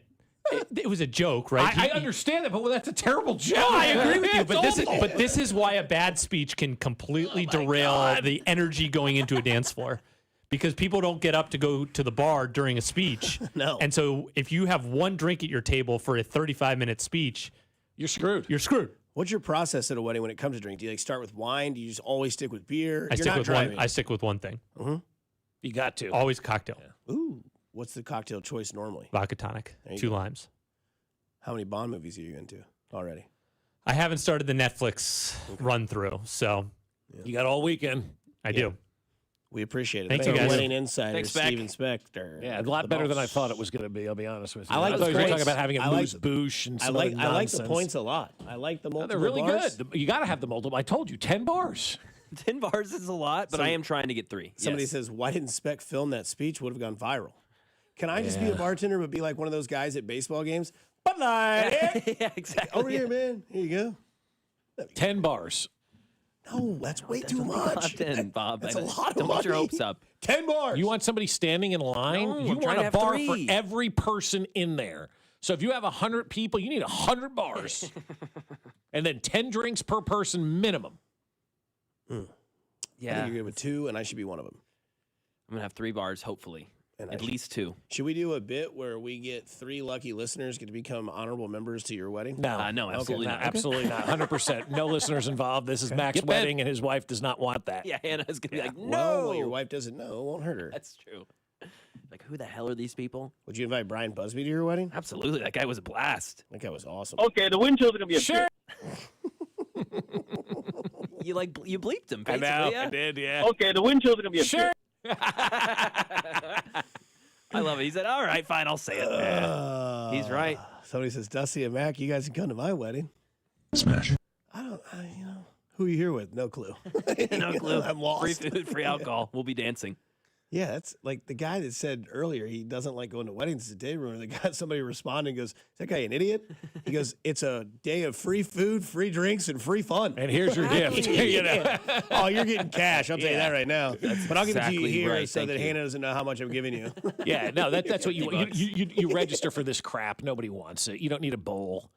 You know, just give them the money. Give Let them cash. go to. One thing we registered for, and I wish it took off more. I was really disappointed with it. We registered, on I think it was United or Continental at the time Airlines. Just pay for our flights for our honeymoon and stuff like that. I thought that was going to be, yes, exactly. stuff that you can use and utilize in a glass bowl with a an invitation behind it or something. 847 says, Dust collectors. Tell Dusty 48 beers seems a little light. 24 a day? They're getting after it. I'm 38. Same guy says, since Specs on the air, shout it out. Shout out to my nephew who has been working hard for years as an umpire and got his offer this week to work as a professional baseball umpire. That's awesome, man. That's That is sick. really cool. I'll give you a shout out for that. And I appreciate your kid working and doing that and becoming an official because, we do need it. We were talking the other night at the basketball game, and one of the dads is like, yeah, there was this call, that was like here's what they ruled in the freshman game like 2 weeks ago, okay? And Mac, you're a basketball guy, so you would understand this. You have to inbound the ball into the basket after the other team makes it, right? And so I make the shot, you inbound, and we go the other way. Well, what had happened was one of the other kids from my team picked up the ball, hung around for a while, then realized, oh, it wasn't my ball, gave it back to him, and then all of a sudden the ref goes 5 seconds, and they're like, how are you calling 5 seconds? He just got the ball. The referee said this. The 5-second clock count starts regardless who has the ball. And my buddy's like, Mitchell's dad, who was in here last year, remember Mitchell, the kid that came in? His dad's his dad's like, what? I've never heard that rule ever in my entire life because you would do that all the time. Yeah, exactly. That It would would be just like, start. so the referee goes, yeah, it doesn't matter who touches the ball. The 5 seconds starts as soon as the basket's made, and they start counting the 5 seconds regardless who's like, then I would be telling my team to hold that ball for 4 seconds and then D up for 1 second. You get the ball back. Exactly. That is ridiculous. Think No. about what you're saying and what you're rationalizing. Say it out loud. Do the say it out loud test. How does that make sense? Well, I remember elementary basketball. You get the ball inbound, and then they teach you to pat the ball, and that the ref will start, and everyone will start moving. That's kind of the referee was under the impression that the 5 second clock started regardless of who had the ball as soon as the ball was made. Sounds like You're he'd an idiot. also You don't know what you're talking about. I mean so this guy who's got his going on to his professional. I appreciate him because we need officials for these kids because they get abused by the parents all the time. One of the funniest tweets I've seen today when it involves the weather, because this is a nationwide thing, by the way. It says 200 million people are going to be affected by this. This is from I don't know who the handle is, DK or something like that, and it shows the weather in Little Rock 11 degrees, Nashville 17, Charlotte 22 degrees, Atlanta 36, Tuscaloosa 34, Jackson, Mississippi 22, and then it shows Florida, Tallahassee, Orlando, Miami 70, 86, 79, and the tweet says Florida won the coin toss and is elected now to receive.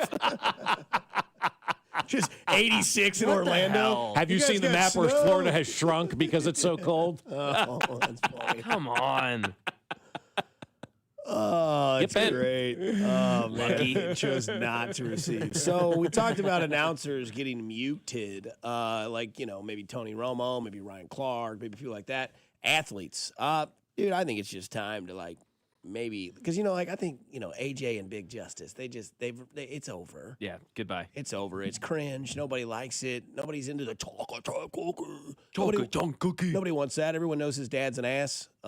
Speaking of shrinking when it's cold, could be warm as hell and he has still the same issue. Men's wieners. Um, Not a fan of him. I think their thing is stale. Tyreek Hill's thing is stale. Yeah. Every single effing time there's something involving Kansas City, I'm still here. Right. It's not happening. Goodbye. Good day, sir. You lose. I think it's time that we just don't worry about a tweet because we did it. We fell victim to it. Speaking of requests, I'd love to go home. We made the poll question. Would you like to see Tyreek Hill came back? The people spoke. Absolutely not. Don't need it. Don't want it. We're good. But then again, yesterday, here we are. Man, EB's back. Oh, Travis Kelce says he's back. I want to come back. Nobody wants you here. So I think we could mute Tyreek Hill. Is there any other athlete possibly worth just being like, I'm done. I don't care what they tweet. I don't care what they say. I'm over it. LeBron's falling into that category for me. He's kind of been there, for a while where he feels the need to have commentary on everything. Now, he's kind of calmed down a little bit, so he's probably not on my list anymore. Ryan Clark, obviously, is on the list. I still consider him an athlete. Aaron Rodgers makes my list as well. Agreed. I'm tired of, what he has to say about everything. And, I think Aaron Rodgers is having a reflection of how bad it was for the last 3 years and how he really messed up the end of his career. And then for me, also Angel Reese. Until you can, go out there and play basketball and understand that Caitlin Clark is the best at what she does and everybody benefits from it. So that's where I am on some of this stuff because and really anybody who hates on Caitlin Clark can shut it. And we had a conversation about that the other night at basketball too. Like Caitlin Clark is so good for the WNBA.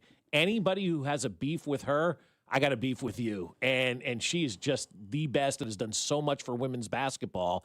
People need to be embracing her. So anybody who talks trash on her, I'm out on. She just had a birthday yesterday, I believe. Miss Clark.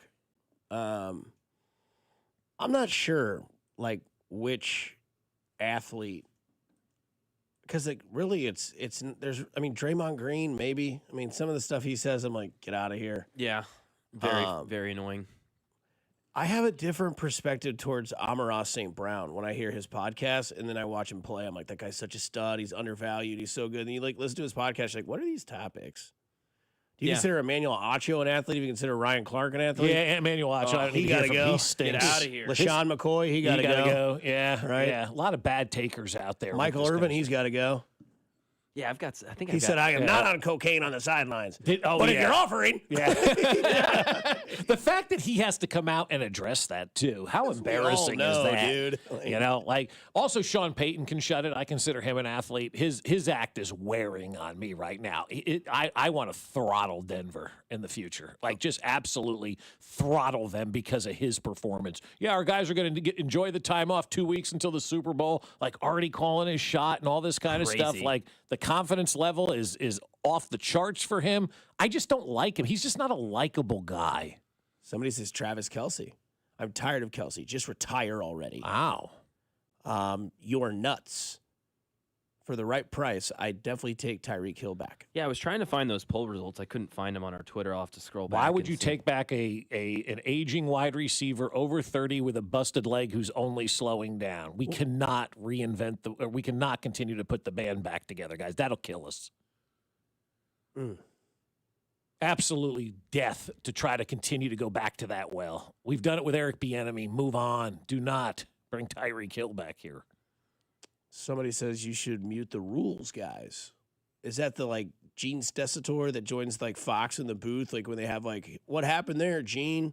Or maybe he's with CBS. Yeah. It's all of them. They all stink. Despise those guys, yeah. They're not very good. Every year at this time, Awful Announcing does a column, and they just put their recent one out about getting rid of those guys in the booth. What do they really add to the conversation? They're guessing as much as everybody is. Well, what's funny too is that Troy or Joe will give their reasoning, right? I've heard Troy do it at least 5 times this year, where he's like, I don't know how you can overturn this, Mike. There's no evidence. It looks like I agree, Troy. I can't see this going any other way than just still a catch. If you don't have anything to add, why are we adding, right? They'll always tell you that. If you agree in radio with your other person, there's really no reason to have a continued conversation. The best conversations are when 2 people disagree. If Mac's man, I think Travis Kelce's going to come back, I'm going to be I agree. And then Bob's like, no, I think he's done. I think he's going to get more money in the offseason. He's tired. He's done with it. I think he's done. Then you could have that conversation. Yeah. But if we're all just sitting here being like, agree, totally, But yeah. I agree because it's like, no one cares. We all are already there. We're already to the point. I think this is a fumble. I mean, you see the ball clearly out of his arm. Maybe I'm not seeing something you're seeing, Gene. I think you're right. I don't see anything other than that. And I'd be honest with you, I think the league should want those guys out of the booth. And here's why. Because what they're telling you and what they're displaying to us and what they're showing to us is that this game is so subjective when it comes to the officials. And that they're making the calls on the field that they see. But if it was another official on the field, maybe that call goes another way because they didn't see it the same way. And so as we've continued with these analysis guys, referee analysis guys in the booth, whatever you want to call them, the rules officials, you're starting to realize that a lot of these calls are just subjective calls. There's no real true rules that they're following or anything like that. It's what did you see? And Mac and I and Dusty, the three of us could watch the same thing and all see three different things. And if you had that official on the field, maybe the call is like, if there's somebody else officiating that game on Saturday, maybe they think that's a catch in Denver. Yeah. And they rule it a catch. And so if I'm the NFL, and you like controversy, you like debate up to a certain point. But if I'm the NFL, I'm like, get these guys out of here, man. They're blowing the cover that these referees are very subjective, and it's hard to be objective. It's easier to be subjective when you see what you see, and all these other referees are arguing with the referees that are on the field. It's ridiculous. So that poll we did a week ago, almost 600 votes. 47% of people said yes to wanting Tyreek Hill back. Yeah, 50. I figured it'd be probably a 50-50 split. It's a Sure. lot. It's a lot. Well, there's a lot of people who think he's good still. Yeah. Like, see, it goes back to I see a name, I recognize a name, like Nathan Shieldhouse. Had he not been from Rockers, nobody would have wanted him here in Kansas City. 816 says Tyreek's a better receiver than anyone on the current roster. Well, again, I'm going to go back to what I said earlier in the show, and I'm giving a mulligan to the wide receivers because now they have a real coach in there. We've been asking wide receivers to come into the NFL, adjust to the NFL, become NFL players with a coach that had no business coaching wide receivers in the NFL. And I responded to that. That's also a lazy take. Tyreek Hill's a Hall of Fame wide receiver. He's going to be better than a lot of receivers on a lot of rosters. Well, and that it's is not true. just Yeah. Kansas City. Right. He is a Hall of Famer. Yeah, he's the greatest that ever Now, did it whether here. he gets in by the writers and stuff, I don't know, but he is a Hall of Fame capable wide receiver, so he is better than every wide receiver on a lot of rosters. Yeah. So that's a lazy take. And people that say, oh, I can't wait for you guys to take it back when he's chalking up peace signs. Good for him. It doesn't change the take that I don't want him here. Right. I didn't want Eric Bieniemy as the offensive coordinator, but it happened. But I found a positive out of it. Doesn't mean I still would be like, well, because where are you going to be back when these things don't work out? And yeah, exactly. And you don't know how good Hill is either. You Right. can say that. You have no idea how good Tyreek Hill is right now. And how he's going to be coming off a snapped That's what I'm leg. saying. He's 32 years old off a snapped leg. He doesn't know how good he is. He was doing well for my fantasy team last year before he got hurt. I don't care. Is that 9-1-3? That's a real, yeah. I don't lie, guys. That's I'm like serious. horseradish. I don't know. Well, because they're so bizarre, Dusty, they sound made up. Really, they do. Like, that sounded like a made-up For the text. 785, Hill will help save the season. What season? What season? Season's over. What season are we talking about? Seasons of love. Somebody says, why wouldn't you want a Hall of Fame receiver then? Mahomes already has chemistry with him, too. I don't want Jerry Rice. He's a Hall of Fame receiver. We just had DeAndre Hopkins, Hall of Famer.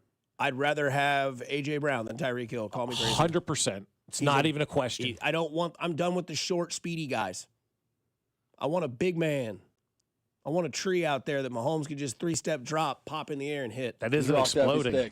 Yeah. So, yeah, that's what I'm saying. Somebody says, honestly, I'd pay for George Pickens. So would I. Yeah. So would I. Now, he had CeeDee Lamb to Yeah, help too him much out. talent. So, Or too much money, but yeah. It's going to be expensive. Going to be expensive. Hey, coming up next, we'll do our Richards of the Week here on 96.5 The Fan, your home for Kansas City Sports. Fescoe and Dusty. Debbie Hardy's is closed. Well, that sucks. Brought to you by Golden Oak Lending. Do you need extra cash? Golden Oak Lending can convert your home's equity into cash in as little as 14 days. Let Golden Oak Lending cure your blues. 96.5 The Fan. I wish I'd gotten treated for my erectile dysfunction sooner. Men, I hear this all the time from our patients. This is Jeff for Heartland Men's Health, and if ED is a problem in your life, resolve to get it treated today and stop having it affect you and the one you love. ED is simply a medical condition, and it's fully treatable. And at Heartland Men's Health, we have treatments that are effective in well over 90% of cases. Which means if you're like most guys, your ED will be a thing of the past. In fact, you could be having great sex within a day or two of your first appointment, and you'll likely find you're performing like you haven't in a long time. It's the new year. Resolve to get your ED treated and change your life. Call us at Heartland Men's Health. Your initial visit is only $99. It includes blood work, a medical consult, and if medically advised, a test dose. And if that test dose doesn't work in the office, your visit is free. Call 844-447-6600. That's 844-447-6600 or go to heartlandmenshealth.com. We have 3 offices: Overland Park, Independence, and North Kansas City. Call Hamilton today for our $79 mainline drain cleaning special. The pros at Hamilton will inspect your drains with video camera technology to pinpoint exactly what is needed to clear those clogs and help prevent expensive drain repairs.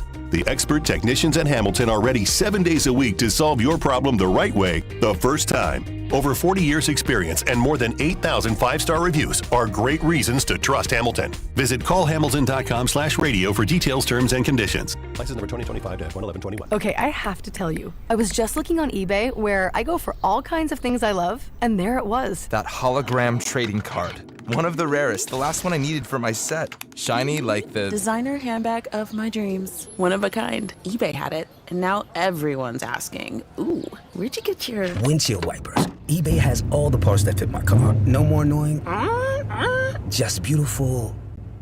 Millions of finds, each with a story. eBay. Things people love. I'm Piera Palazzolo, VP of Digital Marketing for the American Management Association, a company focused on the management training skills needed to enhance the careers of business professionals. We did our research when it came to the best companies for website development and chose AmericanEagle.com. And we couldn't be happier. AmericanEagle.com worked closely with us to understand the front and back end requirements needed to launch an e-commerce website that could handle the complexities of running thousands of seminars nationwide. Our robust new website and improved SEO saw immediate increases in site traffic and web revenue. If you're in need of managerial effectiveness and success, visit our website at amanet.org. If you're in need of a website that provides an unparalleled consumer experience, I highly recommend AmericanEagle.com.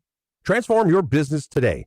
Dial 877-WebNow1 for a free digital consultation with AmericanEagle.com. Earn an accredited MBA in as few as 16 months for about $21K at University of Maryland Global Campus. Explore 10 specializations, including finance, HR, cyber technology, and more. Plus, showcase the value of your MBA with a comprehensive learner record and digitally demonstrate in-demand skills and credentials to employers. No application fee if you apply by February 11th. Learn more at umgc.edu. Certified to operate in Virginia by Chev. This is the story of the one. As an HVAC technician, he and his digital multimeter are in high demand. So when a noisy office HVAC turns out to be a failing blower motor, he doesn't break a sweat. With Grainger's easy-to-use website and product information, he selects the product he needs to keep everything humming right along. Call 1-800-GRAINGER, click Grainger.com, or just stop by. Grainger, for the ones who get it done.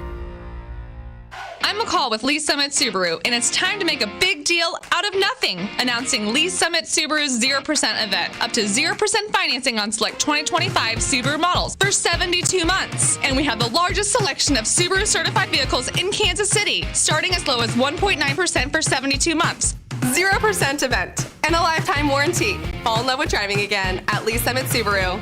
Based on January 2025 through June 2025 Kansas City inventory listings.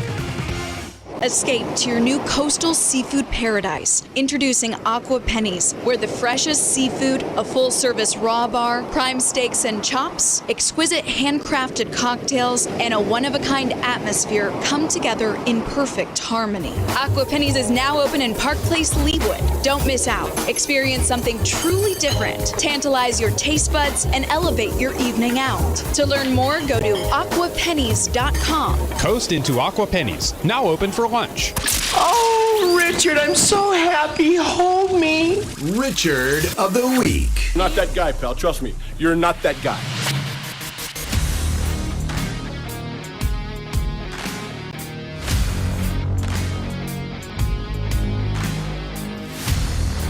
That's right, Richard of the Week.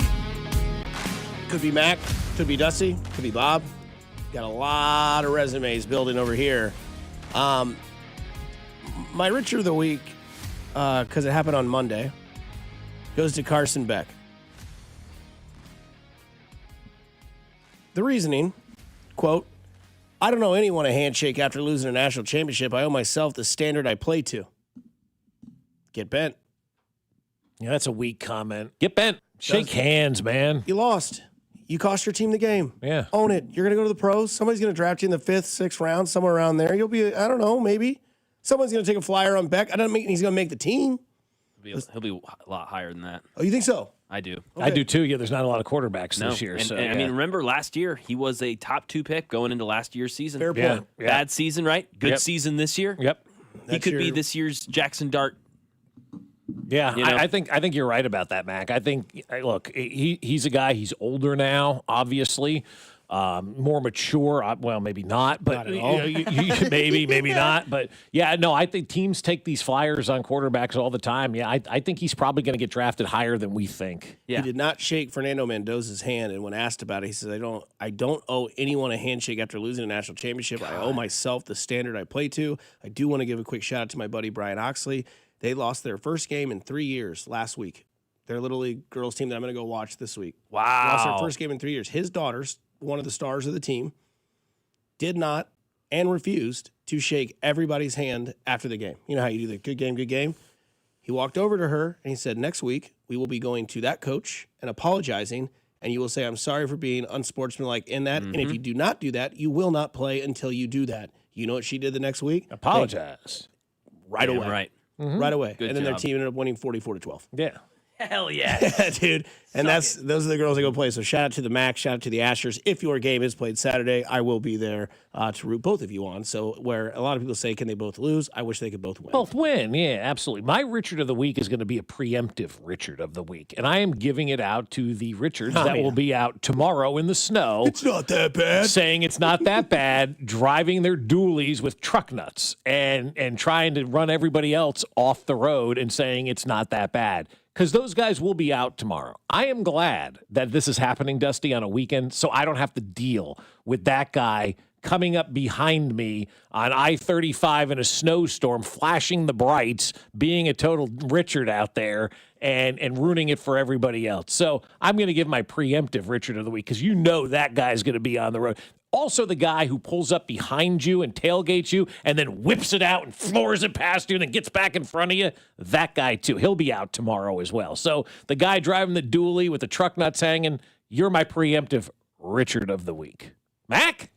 I love that, a preemptive one, because we know it's going to happen. It's happening. We know it's already I can see him right now. Yeah, I saw about 10 of them on my way to work this morning, right? They're getting ready. They're getting ready. And they love it. They're excited about they are. it. Somebody says on the text line, truck nuts guys are the absolute worst drivers. Yes. Yeah. Would you rather be truck nuts guy or Kim Crawford's silver minivan Leewood? Oh, silver minivan, Yeah, I no think so. question. Yeah. Because they're self-centered and they're narcissists, but they're not out there like trying to, be jerks on the road and cause accidents, 816, oh, people are already driving terrible. Yeah, they're doing the preemptive. The weather hasn't even started. They're preemptively driving Maybe bad. I should go live on IG at High View when I get there about 10:30. That'd actually be great. I would love to watch Just that. do interviews? Yes. What are you getting? Are you Eggs, lonely? Milk, eggs, milk. Nobody's going to want to talk. They want to get their stuff and get out today. They're scared. I'll do, Dusty, you told me this earlier, and I think it was a great Richard of the Week, so I'll take it. The NBA coverage in general, and this goes back, I'll draw this back to even the finals, where the NBA coverage sucked last year. There was no aura. There was no big show. It didn't feel bigger. NBA finals growing up.